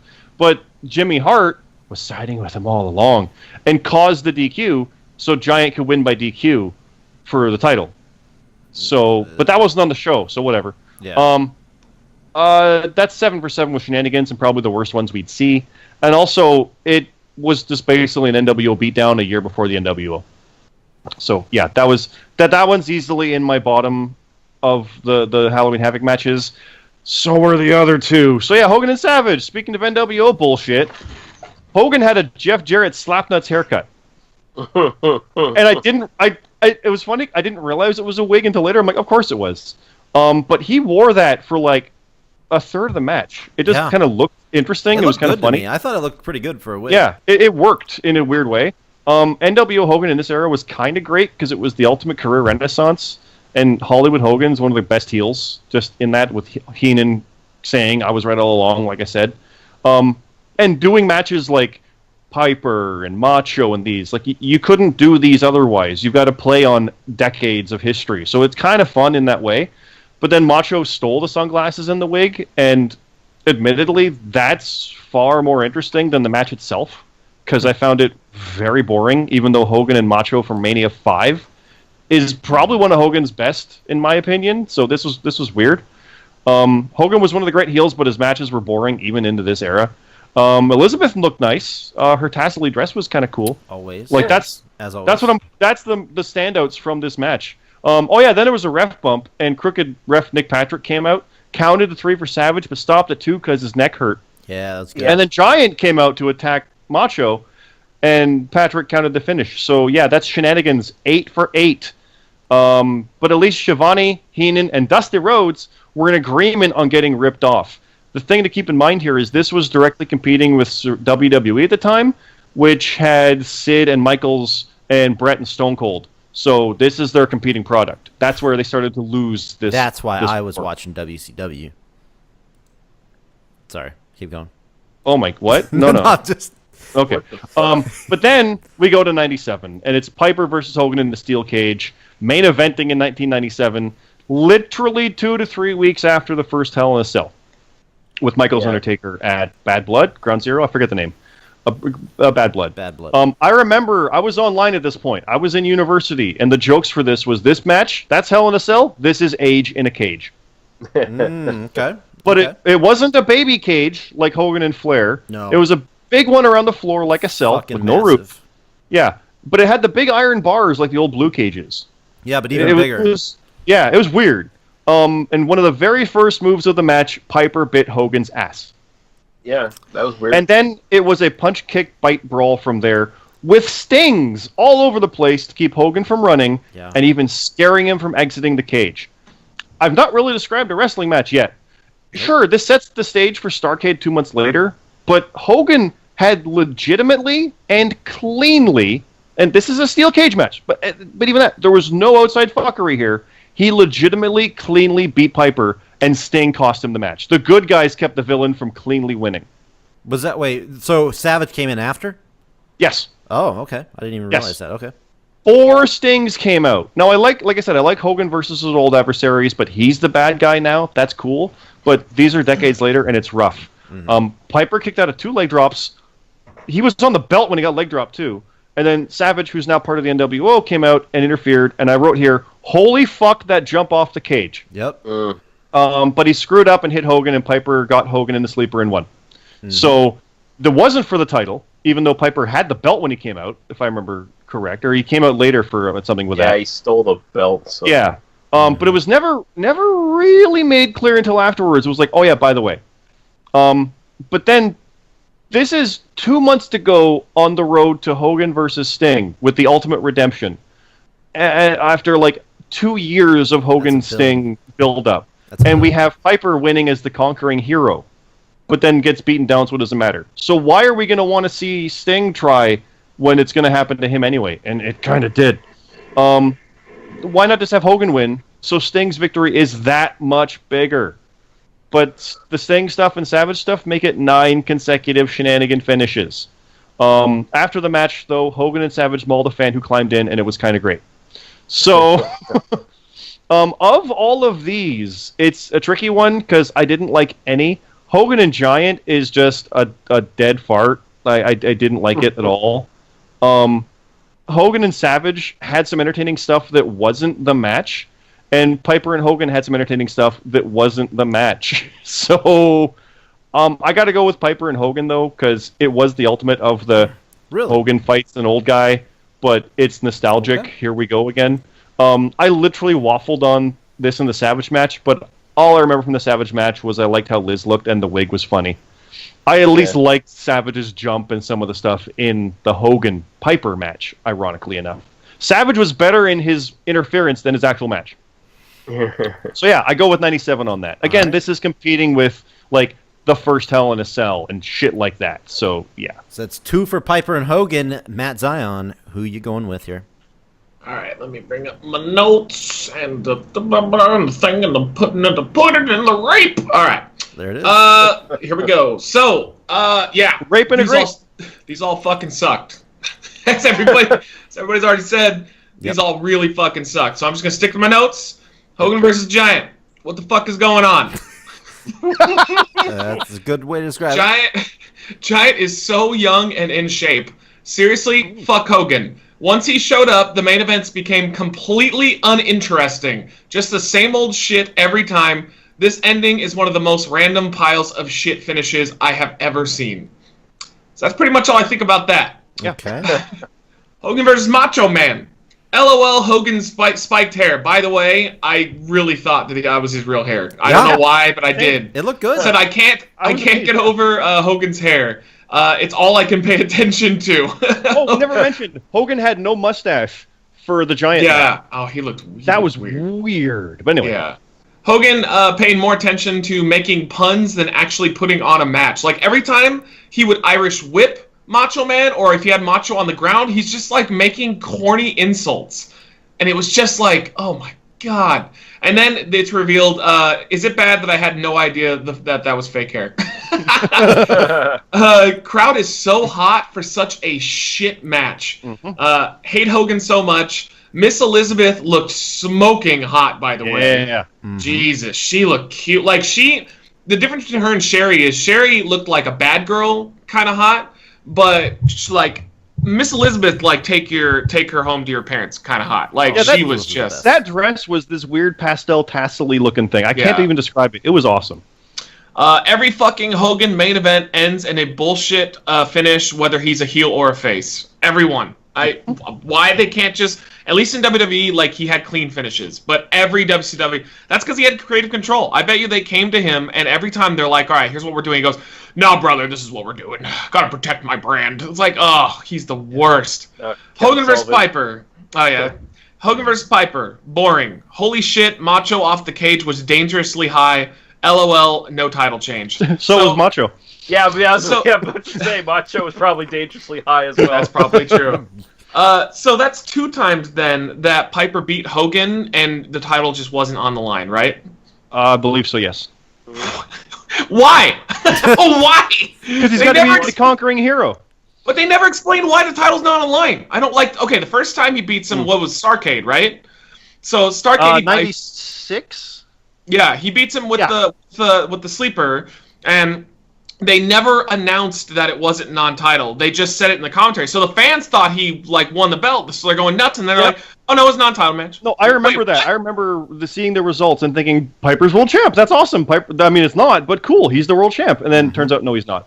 Yeah, and they go ahead. If you listen to Kevin Sullivan's podcast, he actually goes into detail about how at the time the guy who was running the company, he didn't think it was a good move to put the belt on Piper, but at the same time Sullivan was trying to champion Piper to get some wins against Hogan. So this was the compromise basically, because Hogan was having none of it as well. So well, look at that crowd. The crowd loved Piper winning. So yeah. And just in general, they know. I even back then, the reaction to Piper not winning the title and them not announcing it wasn't for the title at their WrestleMania was pretty. There was a backlash. People were like, "What the fuck?" And so they did it again. Yep. With again 2 months to go before Sting. Yes. Can you imagine we're watching a title match on WWE like WrestleMania? Like we get. It doesn't matter. John Cena versus The Undertaker for what we think is the title. Like Cena pins Taker, who's a champion, and then after the fact, they're like, "Oh yeah, that wasn't a title match though." Well, it wouldn't be Mania. Man? It would have been SummerSlam, but What card? Well, I mean, they did it at Starrcade, though. It's going to get worse. Oh, yeah, that one, yeah. That's what I'm saying, is that, like, both times, just, dude, carny as fuck. All these were terrible. The only reason I'm going to pick Hogan and Macho for my winner is Miss Elizabeth looked hot as fuck. But all three of these matches can go fuck themselves. Fuck Hogan. God, dude, he is the lonely reason why WCW fucking died. He basically went in there and drained them of all of their blood and then went off laughing with all his piles of money and then got divorced and lost it all. Okay. I'm looking forward to starting the third bracket here, the fourth bracket. I want to go first, by the way. If I can, please. No, I haven't gone first yet. Come on. All right, so I have to do it though, because there's a reason why I have to do it. Whoa, so, it better be good. I haven't even went here yet, so let me go here and give my pick because it better be good, man. Because we don't even know who's going to advance here yet. So first of all, 1995, Hogan the Giant. All right, and here it begins.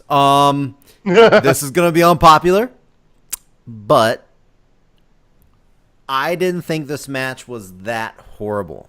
Okay, now the ending. No, hold on. Let me.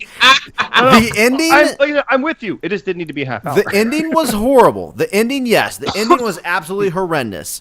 But I think the Giant. First of all, the commentators did a very good job talking him up as a giant. Like, how is he still here? How is he doing this? How is he not dead? He fell off a roof. I think they did a pretty good job with that. Now, the Giant was super fucking green. I don't know if you guys noticed, but there was a quick spot in the match where Hogan grabbed the Giant's hand and placed it on his own throat to choke him in the corner. I don't know if you saw that. That literally happened in this match. Hogan, I don't know the timestamp. I can't tell you. But he literally reached out, grabbed his hand, and reached it up and put it on his own throat. Like, so obvious, so like not even trying to hide it. I thought that was really fucking weird. Not to jump on your thing here, Bomber, but that happens all the time with choke slams and stuff, too, with guys like Sid and Taker. They always grab it and put it on their own throat. Gotcha. Happens a lot. Okay. I've seen it quite a bit. Well, that's one thing that kind of like was a little jarring to me that kind of popped out. But yeah, in the corner for that, yeah, okay.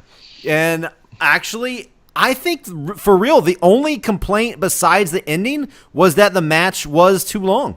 For real, the match I don't think was very bad. Hogan usually has a good match against a giant competitor, usually.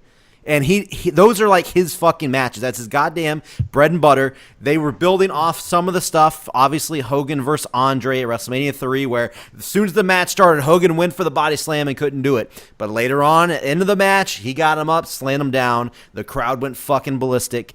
I think they did a pretty good job in the actual, from the beginning, the start of the bell to all the way up until the fucking ending. I think it was a pretty good worked match for what it was. The ending, yes, fucking stupid. Luger, Macho coming out, everybody, the Yeti coming out. It was all fucking stupid, yes, and it was all muddled down and just dumb. I give you 100% with that. Now, moving on. Hogan Savage. I'm surprised you guys didn't even mention this yet. I don't know if anybody else noticed that watched this show. It was sponsored by Slim Jim because the goddamn Slim Jim logo was on everything everywhere. That's Halloween Havoc. I know. That happens a lot. It happens a couple times. Yeah, this is the first one. Everywhere. Slim Jim's Halloween Havoc. Absolutely. Yep. I was alongside you guys. Had no idea that was a wig. It looked awesome. I loved how he took it out and shoved it in Hogan's mouth at one point. That was pretty much the highlight of this match for me. But the big takeaway I got from this match, besides Elizabeth was hot as well, was, guys, this is the epitome. A lot of people, when they think back, Hogan was a pretty good bad guy as Hollywood Hogan. This was this was the big, he is a horrible chicken shit heel, because I know a lot of you, like, as you guys were talking about it, how the match was boring and whatnot, right? I think it's mainly because of how chicken shit Hogan was playing his character. He was always backing down, always running away. His acting was extremely over the fucking top. It looked really bad. It was one of the corniest performances on the whole goddamn tournament bracket that we're doing, if not ever. And I think that's what really fucking took the match away and made it a shit show. Was he just fucking played chicken shit heel fucking horrible. And yeah. So to me, the highlight of the not the highlight of the match, but the highlight of what we watched was when Piper came out and fucking after the match And it was like he was shooting on him. That was like real shit. That was cool. But again, not part of the match, so whatever. If you guys haven't seen that, it's really awkward. Go back and watch after that match. Piper versus Hogan. It's funny how it led up to the next year they fought again. Or they fought. Man, this match was really forgettable for me. I don't remember anything besides them being at the very top of the cage, like straddling the top of the cage, me thinking that they're going to fucking die. And then, Savage jumping off the cage thinking he's going to die. But I don't know, guys. It was another handcuff job at the end. Piper got handcuffed. Second time we've seen that already. We saw Mr. T get handcuffed. But I don't know, man. This match was just boring as shit. Nothing really happened. I really didn't care. Hogan was a better heel character here than he was in the previous match against Savage. But I don't know. And the fan coming in, it looked fucking if it was real, I'm so confused. They cut to a camera and it pans over and watches the fan jump the guardrail and climb the cage. So I just can't believe that was real. And if it was fake, what was the point of it? He just got in the ring and they just beat him up and it just ended. Yeah, no, I can answer that a little bit. WCW wasn't doing what WWE was at the time of turning the camera away. They hadn't learned that yet, so they would film it. And it would not surprise me if the camera guys and directors didn't know if it was legit or not, because there were literally 4 stings. Yeah. That's true. I don't know. The guy had face paint. The thing that threw me off was they cut. That's that era. So it threw me off because it cut to him jumping the rail and then climbing up. So that was the weird thing for me. But either way, they handcuffed Piper to the cage, and you're like, okay, well, where is this gonna go? Nothing happened. It just all right, and we're out of here. We're out of time. It was like, okay, I don't know, man. It was fucking stupid. So obviously, I'm going way out there, and I'm saying my favorite match was Hogan versus Giant. I know that's something that's fucking weird to say, but I think it was actually a lot better than people think as far as how the match was worked. But like the prior your mind spoke. No, I kind of understand where you're coming from. It's the least clusterfucky of a match. Well, except for the ending. The ending was horrible. The ending was horrible. But again, all 3 of these matches were shit. And I'm glad to see at least each of the horrible matches got a vote. So I'm voting for Hogan Giant. That means 1 for Hogan Giant, 1 for Hogan Savage, and 2 for Piper Hogan. So advancing is blew Roddy my Piper. mind when I looked at the list. I was like, Hogan Piper is going to be the worst. I'm like, it wasn't actually all that bad. Yeah, and it was, okay. It was still fucking shit. So Matt, you want to go first for this one, even though I should be. I have one sentence. Let me just do one sentence. I don't want to review everything. I made a mistake that will be funny. So all right. So here, let me do your thing. Let me get into it real quick. Here we go. So for the next match, we got 1998 Goldberg versus DDP. Then we got 1999 Sting versus Goldberg. And then 2000, we got Goldberg versus Chronic, made up of Bryan Adams and Brian Clark. All right, Matt Zion, what do you have to say here? All right, I'm just going to read my first couple of sentences, and you'll understand why I wanted to say this first. So, my notes here. Match 10, Hogan versus Warrior, kill me. Giant got fat, best botched ending ever. Oh my god, wait, this isn't the main event? Yes! Okay, there we go. Now there you go. Okay. So right, so Scott, who do you got then? I'll address a bit of that. So here's the one match I had seen: Goldberg and Page WCW title. This was awesome. I've said before I love Goldberg, and '98 Goldberg was just flat out awesome. He and Page went all out. It was a great clash of 2 faces. First time for Halloween Havoc, as we've seen here. So just went nuts and went at it. Also, it's not Goldberg versus a bad guy, which had been how his whole thing had been going up to this point. It's just 2 guys who want to be world champ. And WCW was able to promote this as who can stop Goldberg? Bad guys? Good guys? Does it matter? Who knows? So that was awesome. Even Heenan talked about it during the commentary. I actually thought they showed Page looking away, but Heenan said during Goldberg's entrance, DDP isn't looking at the screen. He's like face down in the corner, not paying attention to it. He probably doesn't even hear the music. Kind of how like the Goldberg's entrance was the Mystique in a Mike Tyson way, where you've lost before you even have the match. Mm-hmm. And DDP was avoiding that. And that's just Bobby Heenan saying something on commentary. That's awesome. It really built everything up. And then their stare down and scuffle out of the ring was just cool as shit.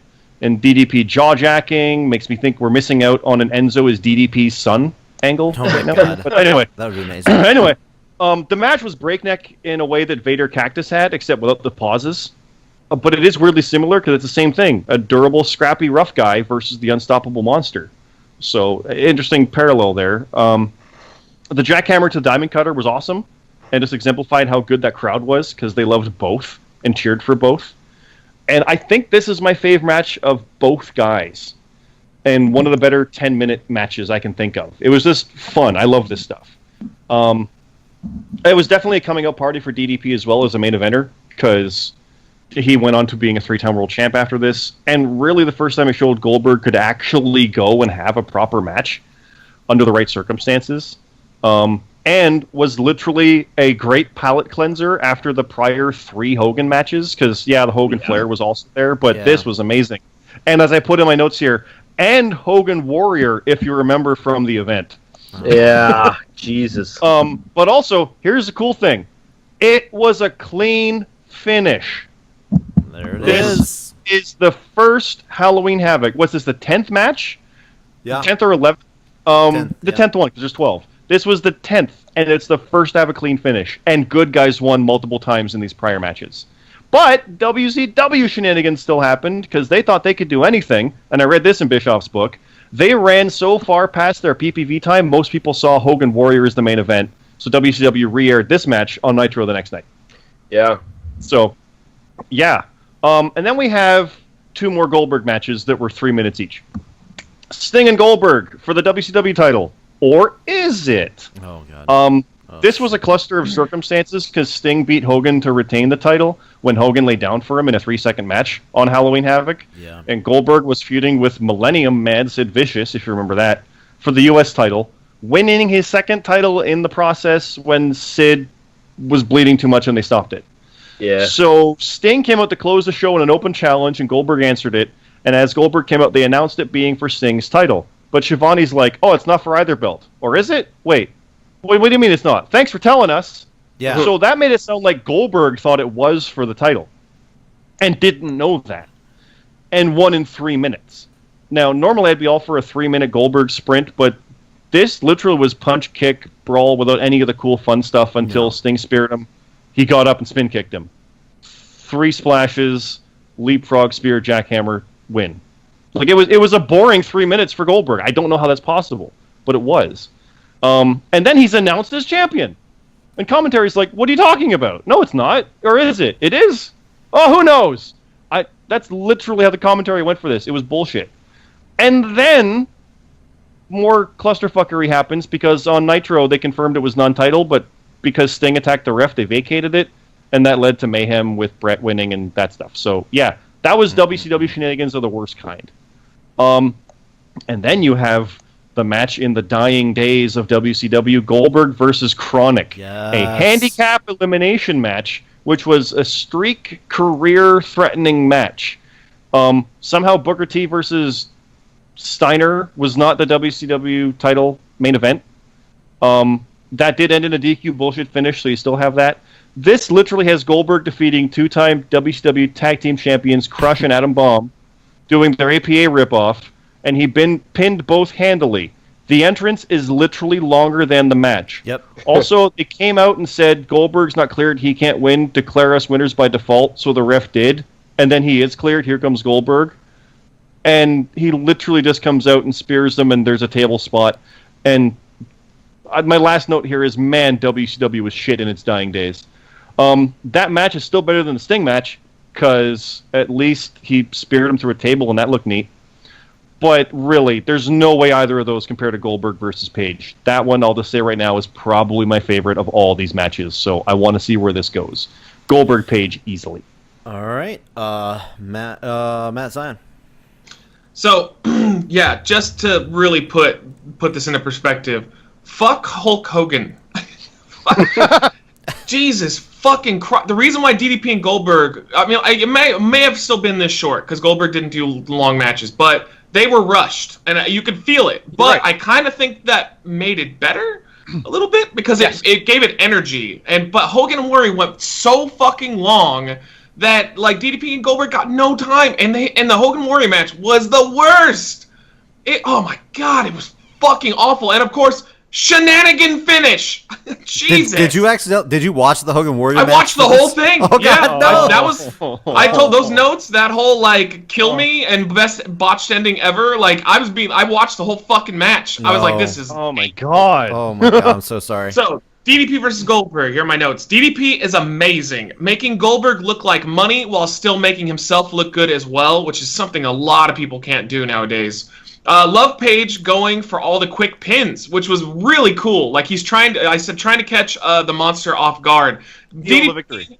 Yeah, he realizes he can't beat Goldberg in a power play. Like there's no way you're going to be able to do that. So he's trying to use his wrestling knowledge to beat Goldberg instead and catch him off guard.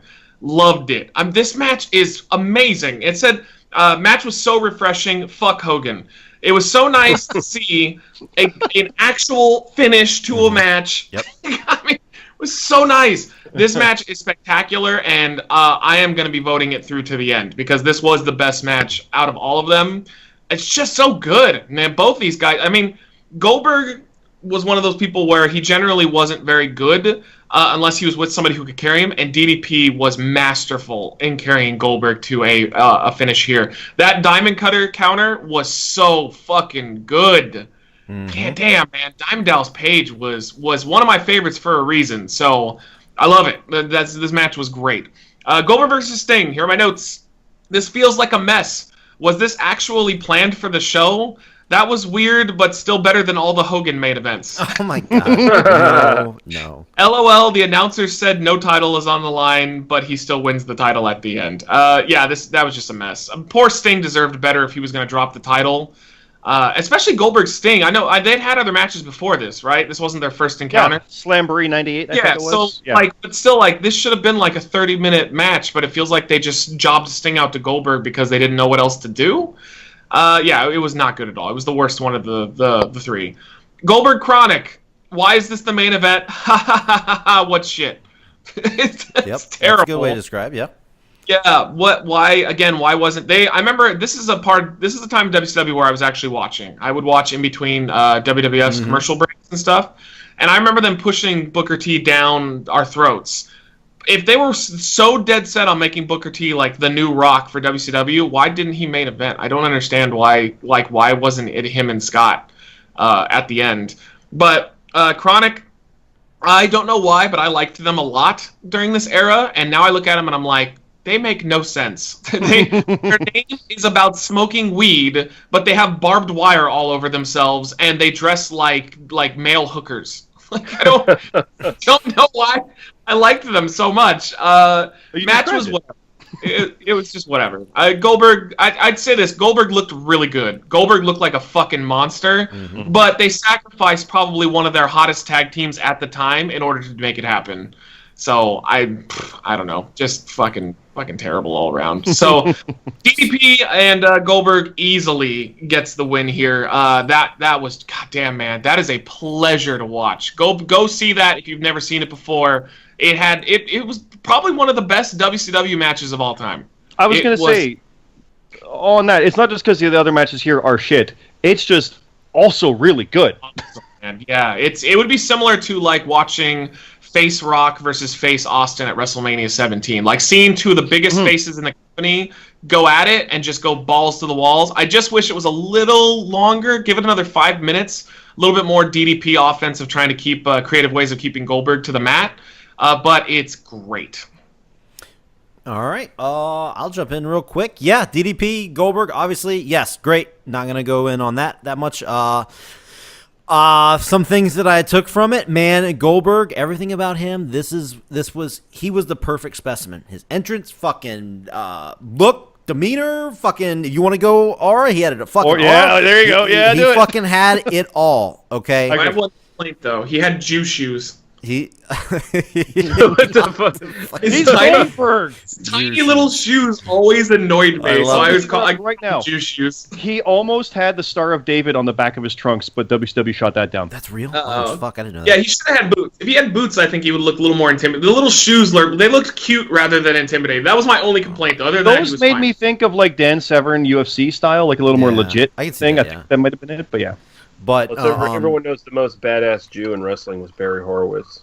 moving on here. We got DDP. He played the underdog, the fucking scraggly, gonna fight, not gonna give up. He fucking played that so well here in this match, and even though it was short, it was fucking good. And for a split second during this match, when you're watching it, even though you know who won, even though you know the outcome, everybody in that crowd, you're like, wait a minute. DDP's got a fucking chance here. With that fucking perfect counter, he came down with the jackhammer, brought it down to the diamond cutter. It looked amazing. Everybody came unglued, jumping up, screaming. One of the biggest pops I can recall seeing in WCW.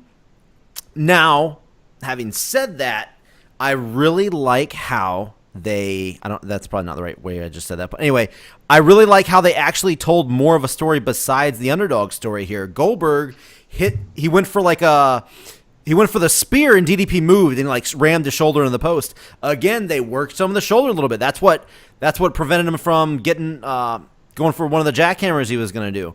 And I like how 3 of these matches, I noted this here, 3 of the matches in this entire bracket actually worked a shoulder because of somebody slamming their shoulder into the steel post. Ron Simmons match with Lex Luger.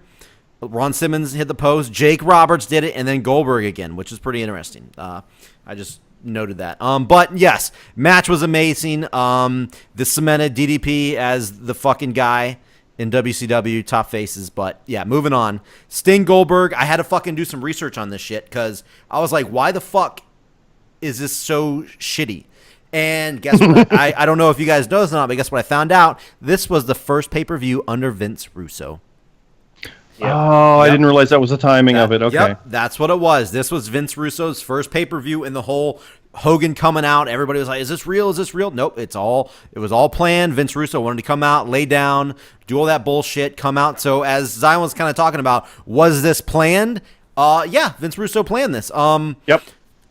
The match was sloppy as fuck. Even like they couldn't hit a clothesline properly. There was awkward clotheslines. Sting looked pissed during the match, so that's what I fucking love. He like looks to the camera and makes some fucking like there was no ref originally, and he just looked pissed. He's like, "We gonna have a ref out here? What are we doing?" He just looked like he was fucking over it. I kind of thought that was hilarious, but the commentators didn't know what the fuck was going on. Title, no title. Apparently, the referee. I didn't see the whole pay-per-view, but I mean, I think I did watch it when it happened, but again, so fucking long ago. But the ref apparently was knocked out earlier or something, and when he came back in, they were like, wait a minute, oh, I guess he's back. He's doing all right now.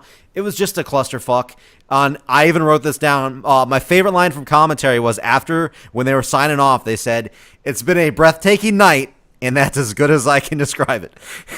I just thought that was fucking fitting. But going to Goldberg Chronic, I also was a fan of Chronic. I totally was involved in WCW. I watched it the same amount as I did WWF at the time. I don't know what it was. You're right. Nothing worked now that I think about it, but I really did like Chronic, and obviously I like Goldberg, and his career was on the line. They did the stupid fucking corny, oh, he's not gonna make it, he's not clear. And then they cut to the back and they're like, oh, okay, he's clear, he's good to go now. It's like, it just looked really fucking dumb. It wasn't pulled off good. 2-minute match here, whatever. Goldberg fucking speared Clark through a table, I think it was, and that's it. Pinned him. Done. Over. But I did note WCW, WWF did a little comparison here. I had to look it up.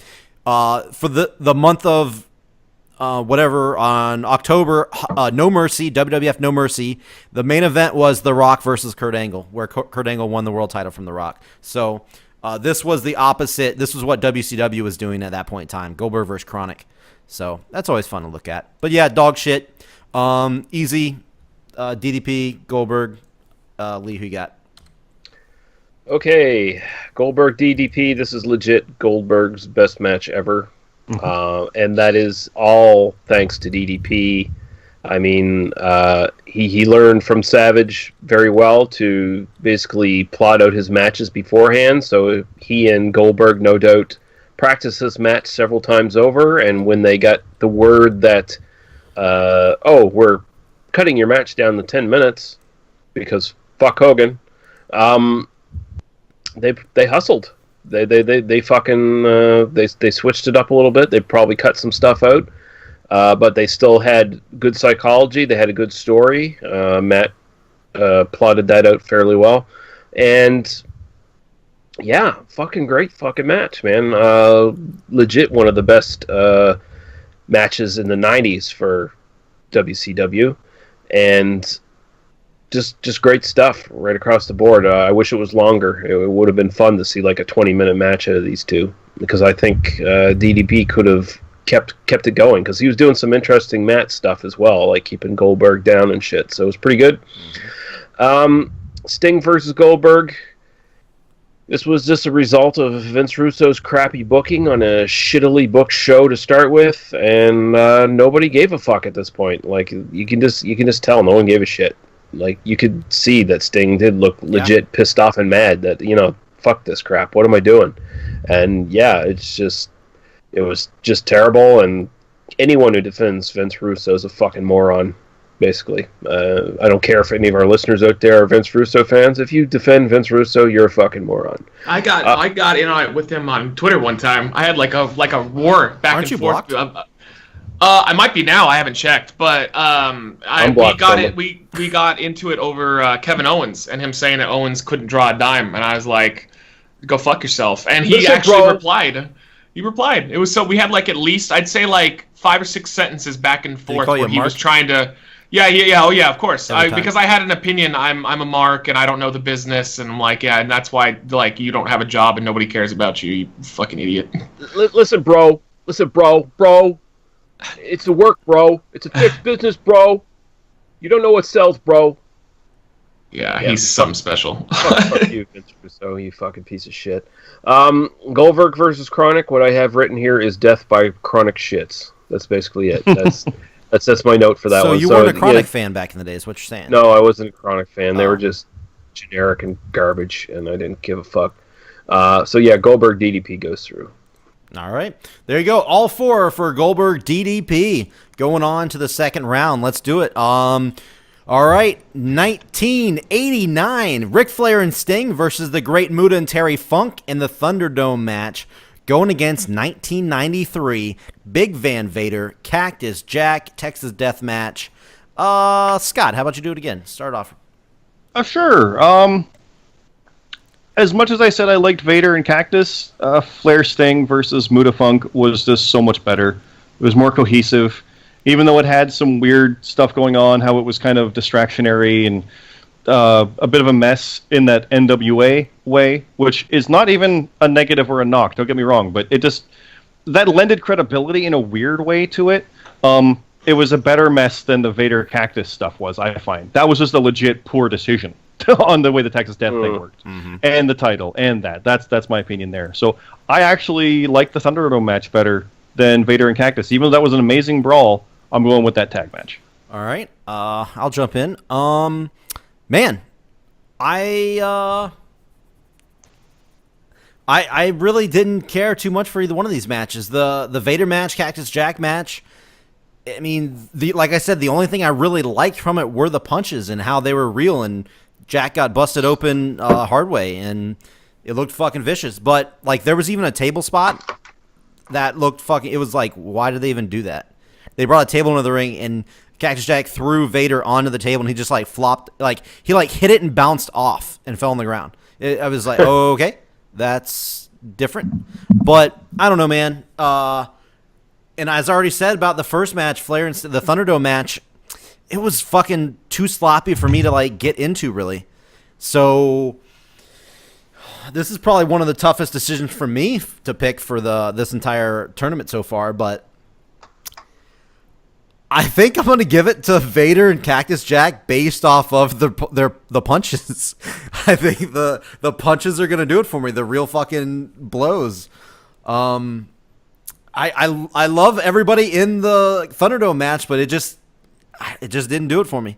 Both of these matches, when I looked at what we're going to watch, I was excited for both of these matches that we have here, and both of them failed big time, miserably for me. So I'm going Vader and Cactus Jack. Lee, what you got? Yeah, I got to go for the Thunderdome match. I mean, shitty gimmick aside, at least it didn't have the super crappy ending of a Vader Cactus Jack one, and it definitely wasn't slow at any point. True. Even when you had two guys crawling around the fucking cage being fucking morons, you still had something going on in the ring. And I didn't mind the ending, it's kind of a bit of a cheap ending, but at the same time, at least it logically looks like it could make sense and it could happen, So I mean, it's got that going for it, and I mean, you legit have three of the greatest workers ever and one really good one, all just doing their best to entertain. And is the really good one Ric Flair? No, the really good one's Sting. Oh, okay. I'm just fucking. The fuck, Shane McMahon's not in this match, so should have been. It would have been a fucking better match. I promise you that. Yeah, because Terry Funk probably would have killed that stupid. That would have been great. Anyway, sorry. Yeah. So first match. Let's go. All right, there we go. That's 2 for the Thunderdome. Yeah, I totally agree. The ending was way better for the Thunderdome match than it was, but I think the other one was better. But Zion, who you got? Yeah, no, I mean, Big Van Vader and Cactus Jack is the room. It's not good. It's just entertaining. Whereas Ric Flair and Sting you're comparing that to the room. No, I get it. It's so bad, man. They're trying. It's because it's like hearing Tommy Wiseau say a line. He thinks it's so brilliant and it's going to be so good, and it just doesn't work. That's how I feel about that. So I did not shock Cactus. I didn't. I did not. Hi, Mark. It's Ric Flair and Sting versus The Great Mood and Terry Funk. I really do actually, despite its faults, it does have it. It's not a perfect match, but I felt it was a very, very fun match. I liked it a lot, so I'm going for that one. All right, that's going to be 3-1. The Thunderdome match will advance over Big Van Vader and Cactus Jack. So, on the other side of the bracket, we have, let me scroll over because I don't have the years. There we go. This is going to be a coin toss, I feel like. Roddy Piper and Hollywood Hogan, 1997, going against the very next year. Fuck you. Coin toss? The very next year, Goldberg, DDP, 1998. I'm going to go first. Can you fucking imagine if Roddy Piper and Hogan goes over Goldberg and DDP? Oh, I mean, let's just go ahead and put that where it needs to be. It's going to come down to the coin toss here, possibly. You've already put it as the winning spot. They can't see it because they can't hear the audio. Yes, they can't see it, but obviously, I'll just say yes. Goldberg, DDP, an amazing match. Piper, Hogan, a horrible match, which was not as good as Hogan versus the Giant. So I'm going to pick Goldberg, DDP. Matt, Zion, go. The only thing I would say is, Goldberg DDP might be one of the best WCW matches of all time, so it's great.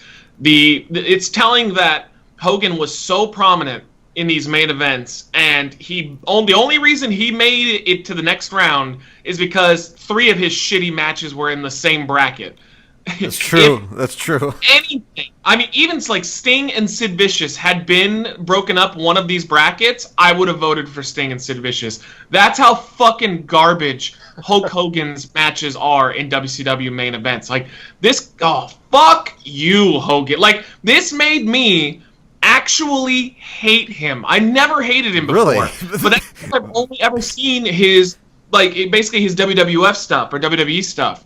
So this actively made me see that he is a piece of shit, and I totally understand why. Now, on the podcasts I listen to on, why am I forgetting their names right now? The British guys that I've done work with before, and all of a sudden I'm completely fucking forgetting it. They call him Cunt Hogan. Sure.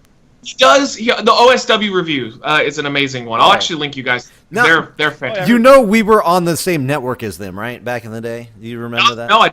They were on. When we were on the TWR network, they were also on the TWR network. By the way. Well, I've done a guest spot for them before. I'm a big fan of them. Very nice guys. The Noggers. But dude, Hogan. Every finish that happened, everything that took place, only benefited Hogan and nobody else. Ever. It blows my mind. Like, you look at examples of Piper, right? You're like, oh, well, I mean, he put Piper over twice. Yeah, but he never lost the title, and he did it by, like, shady means or something Like, he just never laid down for anybody ever in WCW. Like, he just wouldn't do it. Just, Jesus fuck, man. His program was Sting. Maybe one day we'll do like a Starcade thing. But the ending to that was a year-long build-up with Hogan and Sting. Yeah. And this motherfucker still made it boring and terrible so that he would look good at the end. Like, go fuck off, Hogan. Ugh. So I will say, the whole time, obviously everybody's shitting on Hogan in here, but I heard everybody's saying like he's the reason the company died and stuff like that.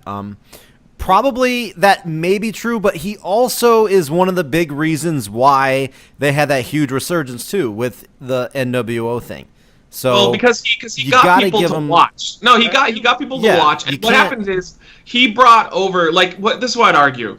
He brought people over that were huge fans of his in WWF, right? He brought over when they brought Macho, basically the entire. WWF could have kept Hogan, Macho, and all those guys on top for another 4 or 5 years, and they would have been fine. But they didn't, and because of that, they're still around today. They'd be going through the same problems that WCW did, where they just kept the same bullshit people on top. They never rotated in new people, and you get tired of seeing the same old shit all the time. So, but Hogan having creative control was the worst possible thing they could have done. They gave him more money than he made ever as a professional wrestler, and yet he still couldn't keep the company basically put the company first before his fucking ego. Fuck you, Hulk Hogan. All right. God damn it. Did you officially pick your winner for this? Yeah, Roddy Piper versus Hollywood Hogan. No, I don't know. Goldberg versus DDP is my pick to win the whole thing. Scott, just so we're official, what is your vote for this match? Piper Hogan, obviously. No, it's Goldberg DDP, one of the best WCW matches ever.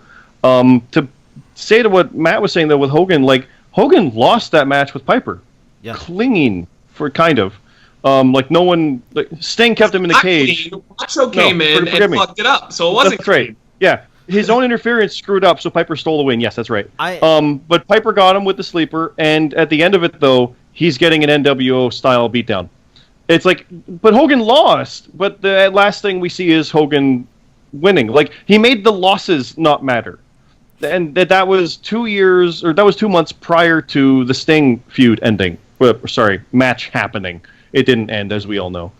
The thing we were saying about Hogan coming in, he brought them more notoriety than ever before when he came in '93 when he signed it and had the match in '94, and that was huge and epic and amazing. And the money people saw that and went, "We'll let him do whatever then. It's clearly it's going to work." And that's when things went the wrong way. Yeah. And it just started to tank from there. So it's a both. Yeah, he did both. He brought it to new highs and helped it crash. Yeah. Yes. And then they couldn't recover. It's really telling considering that 1997's main event was Piper Hogan and 1998 was Goldberg Page. They could have gone with Hogan Warrior, and legitimately that was a draw people were wanting to see, even though they knew it would be a train wreck. They still went with the other one, and it's kind of crazy to think that. Hogan actually let it not be the main event is weird. But better for everyone. I'm sorry? He had to have fought it, too. I mean... Oh, probably, yeah. Or he knew... You know what? No, I know why, though. I think he compromised because he was going to get his win back on Warrior. That's all he cared about. They literally only brought him in so that Hogan could beat him. That's it. They didn't care. They didn't care about the rating, nothing. Hogan made it happen so he could beat him that's the one guy... They were playing off of WrestleMania 6. They were talking about that. Nothing else had happened. It was that they were talking about. What cancer? And probably he said, okay, I won't be the main event. Let's fucking go along and screw over the guys in the main event. Right? I have no proof of that, but would any of you doubt that?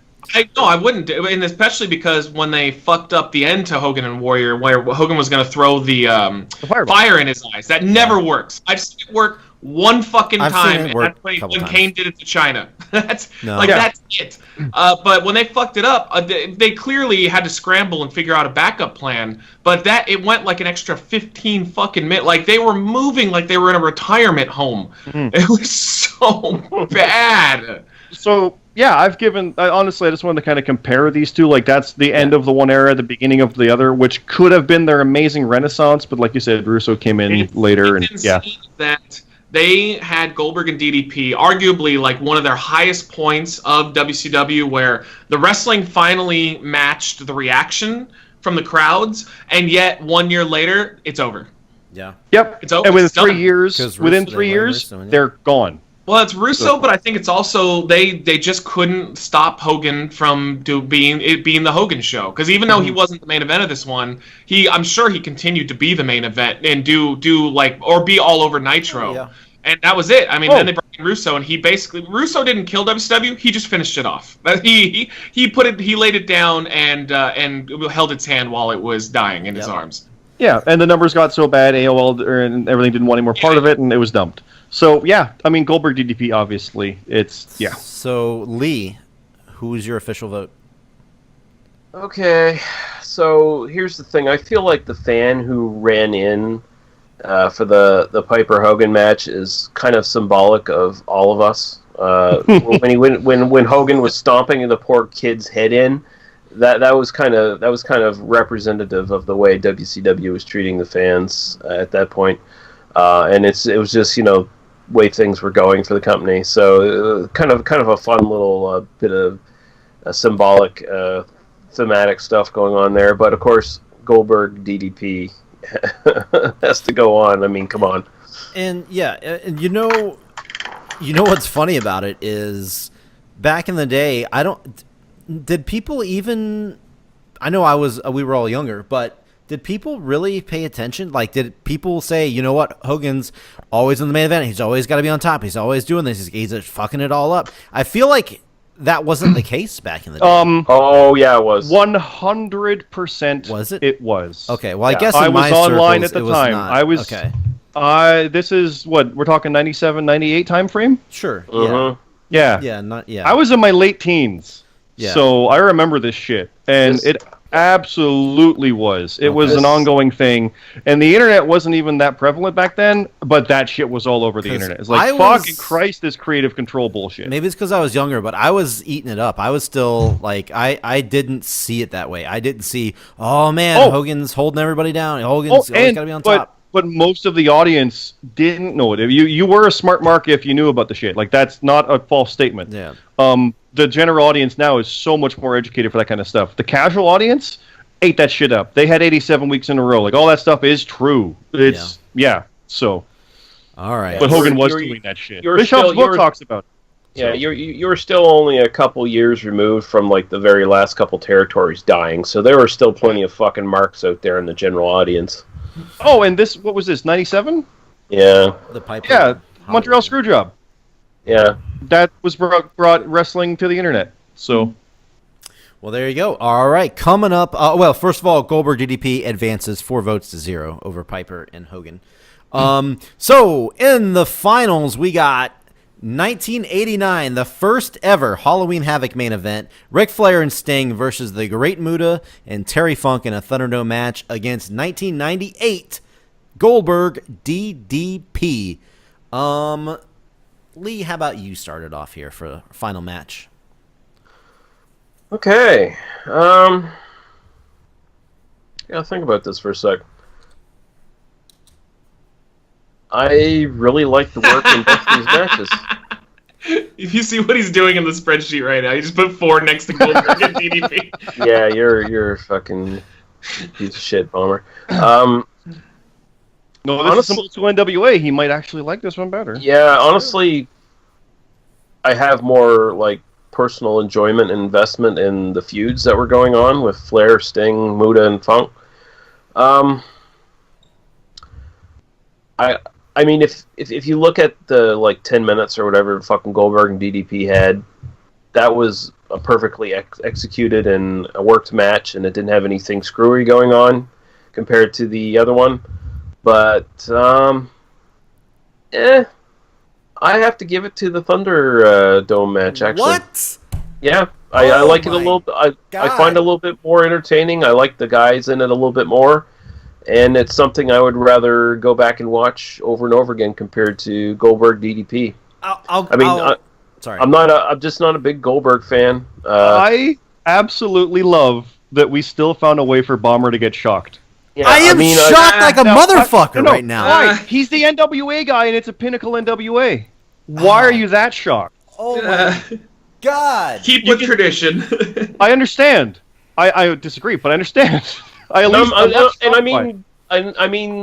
will fully admit that if you just look at the work rate of both matches and put them up against each other, the first one has faults. It does have faults. It has a shitty gimmick that they had to fight around, and so there are some flaws in that one. Whereas you can argue that Goldberg versus DDP is a perfectly executed 10-minute match. I like the performers and the performances a little bit better from the first one. I like the work in that one a little bit better, and that's where it has to go. Okay. So first of all, I will agree. The performers probably have the edge. Obviously, yes, those guys are better performers than Goldberg and DDP. Yes, gotcha. But by the way, I'm going next in case you guys didn't get that. But holy fuck. Yeah.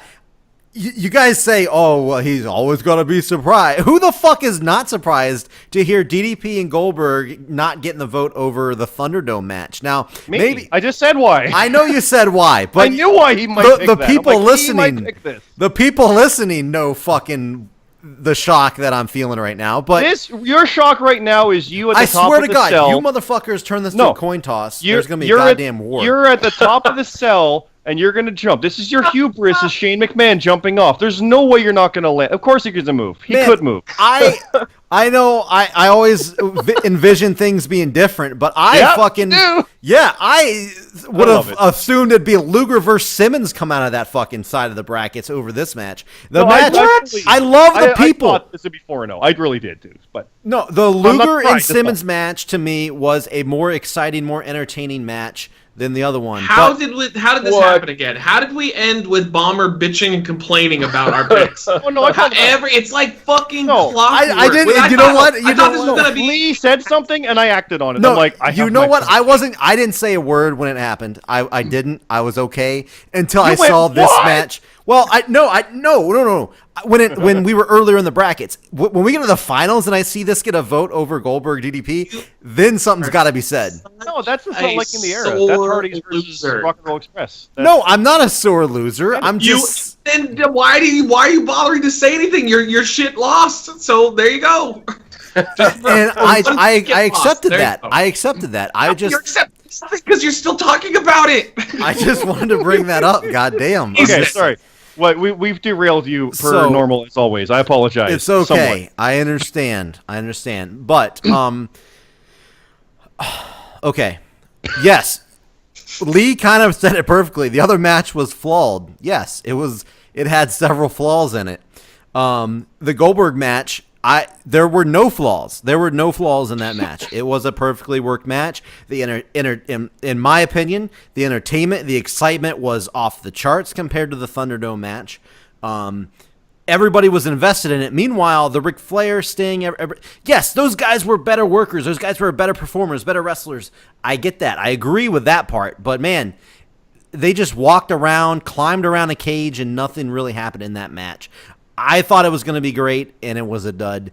Goldberg DDP, the match was fucking great, just as good as I remember seeing it before. And if not better, after watching all these, it probably feels better after watching all these shits. But yes, obviously my pick is going to Goldberg DDP. So we're at 1-1 apiece here. Scott, what are you going with here? Goldberg DDP. Like you said, I'm not picking the NWA match. Like I said, it's not my style. I understand it is Lee's style, and Goldberg DDP isn't his style. He might not like that era of things quite as much as the rest of us did. That's why I'm not surprised by the pick. It just happened like its competition was dog shit up until this point. I knew there was a chance here. The two matches, I said in my first part for Goldberg DDP, it's pretty well a perfect 10-minute match. And saying about the better performers, I agree with that to an extent, in that their performances might not have been as good. Because you put Goldberg and DDP in that environment to go, and they're as good as you can get. I don't think the other guys would have been as good in that same position, simply because they're better at the more longer form and drawing the story through and going all out. That's better. And Goldberg and DDP might have been good there. I'd like to have known, but they're perfect in 10 minutes. I think DDP could have done it. I think you're right. I mean, we saw him with some other ones, and he absolutely did. But I'm just saying, for the sake of it here, these guys are excel and are perfect in that position. The other guys, there were flaws in it. Like I said, flawed versus not flawed. My style is more the Goldberg DDP type, where it just is breakneck, balls to the wall, goes all out. To be fair, the Thunderdome kind of was too, because of the tag match kind of format, how there was always something happening. This wasn't always something necessarily good. It was kind of weird and awkward at times, so yeah, Goldberg DDP all the way. Which, honestly, I gotta think when most people were thinking about us doing this tournament, we're probably thinking, oh, that one. Probably. So, yeah, it definitely jumps out. Because it's a great fucking match. All right, Matt, and time for Matt to make it a coin flip. Don't you dare. I want to pick the tag match so fucking bad right now. I don't think you understand how tempted I am to make this coin flip happen. Matt, be my Sami Zayn right now and pull me off that table. No bullshit. Just do your for real. What was your opinion on what was the best in the business? What was the best Halloween Havoc main event? I mean, Goldberg and DDP was a little short. Don't shut up. Just give your real feelings on it. Shut up. I'm getting scared. I'm getting scared. Yes, it's Goldberg DDP. I can't. If it had been like anything else going against it, I would have said fuck my morals and I would have done the tag. But again, Goldberg DDP. It's like I said, probably the best WCW match ever. It's impossible for me to bullshit around that one. Yeah. Anything else on this match for you, or are you good? No, I mean overall this was it was good. Right. So yeah, guys, that was Halloween Havoc main events. We watched all of them, all 12 of them. I enjoyed myself watching them. Obviously, it helped that some of them were super short, the shitty ones. So I even enjoyed watching, like, just for nostalgic reasons, like watching the shitty longer ones, like the Hogan and Giant and Hogan and Savage and stuff, just to go back and take a trip, because I haven't seen those things in so long. And everybody listening, whatever, I suggest going back and watching these matches. It didn't take me very long. I flew right through them. So if you're bored, it took like half a day for me, like on and off watching them. Like some of these are like half hour with all the build up and shit. For some people, like you say, it's fun to go back and watch nostalgically. If it's a 30-minute bore fest, that's not fun nostalgia for me. Well, maybe not for you, I just knew that 1998 was coming. The Flair and Sting, Sid, Luger, Sting, Vader. Like I'm like, oh, these early ones are going to be interesting. I haven't seen these. These look interesting. And then Hogan Flair, cool. Okay, Hogan Giant. Oh no, I gotta wait. I gotta get to Goldberg. Goldberg, come on. There's Goldberg, and then 6 minutes for the last two. Well, for the WCW like that's how fans, it went for me. It was kind of weird, but yeah. But for the WCW fans, maybe they'll like to go take a trip back down memory lane. But anyway. Why would you nostalgically look at shit? I mean, I was a fan back then. I enjoyed it. So was I. But I hated the Hogan main events. I did not. I mean, that's the difference. I mean, I enjoyed that shit back in the day. But you even called them shit. That's what I don't understand. Now, watching them, yes, I see what they are now. When I was younger, when Macho Man like walked out and then his macho truck came out, I was going nuts. Like that shit, I watch it now and I'm like, oh my, that's fucking stupid as shit. But when I watched it then, I was like, oh my god, this is a giant monster truck with a hat on it. Oh my god. But that's still a cool visual. I won't lie. Yeah. Yeah, that was pretty cool. So I hope you guys enjoyed it. Any last words before we get out of here? Because I don't know. I had fun. I did mine already. I'm good. I'm just happy that I made you a little nervous in the last pick there. Yeah, I would have been fucking furious. I would have been furious. And by the way, those out there, I have nothing against NWA style or whatever you want to say. I enjoy that stuff as well. And I just that match just let me down. You know what? I probably am so sour in that match because I had such high hopes when I saw who was in it, and it was a Thunderdome match or something. And when I watched it, I was just super let down. That's probably why I'm so hard on that match. What were you expecting? A cage of death? No, definitely not. Nothing near that good. Because no, that good. Yeah, no. But to be fair, 1989 Funk and Flair. Bloodbath absolutely is within the realm of expectation, 100%. I so, know. It was just I could see it being a letdown. I don't for that. want to get on it, but yeah, it was just it just didn't do it for me. That's all. But I think you just hate me. no, that had nothing to do with you. When you said it, I was just shocked. But anyway, I'm your Daniel Bryan. no, there's no Daniel Bryan. There's none of that. But. All right, guys, I think we're out of here. We're going to do some more later. We haven't even talked about our next one yet, but you'll see it when you see it. But before we get out of here, guys, you need to check us out at jobberradio.com. Check us out on YouTube. Just search Jobber Radio. You're going to find all our stuff. And then you need to go to iTunes. Again, type in Jobber Radio. We're going to pop right up. Subscribe. Give us a review. We would love a good, solid, strong review from you guys. That would be awesome. Sorry, whatever I just did. Never again. But thanks a lot. We'll see you guys on the next video, and take care of yourself.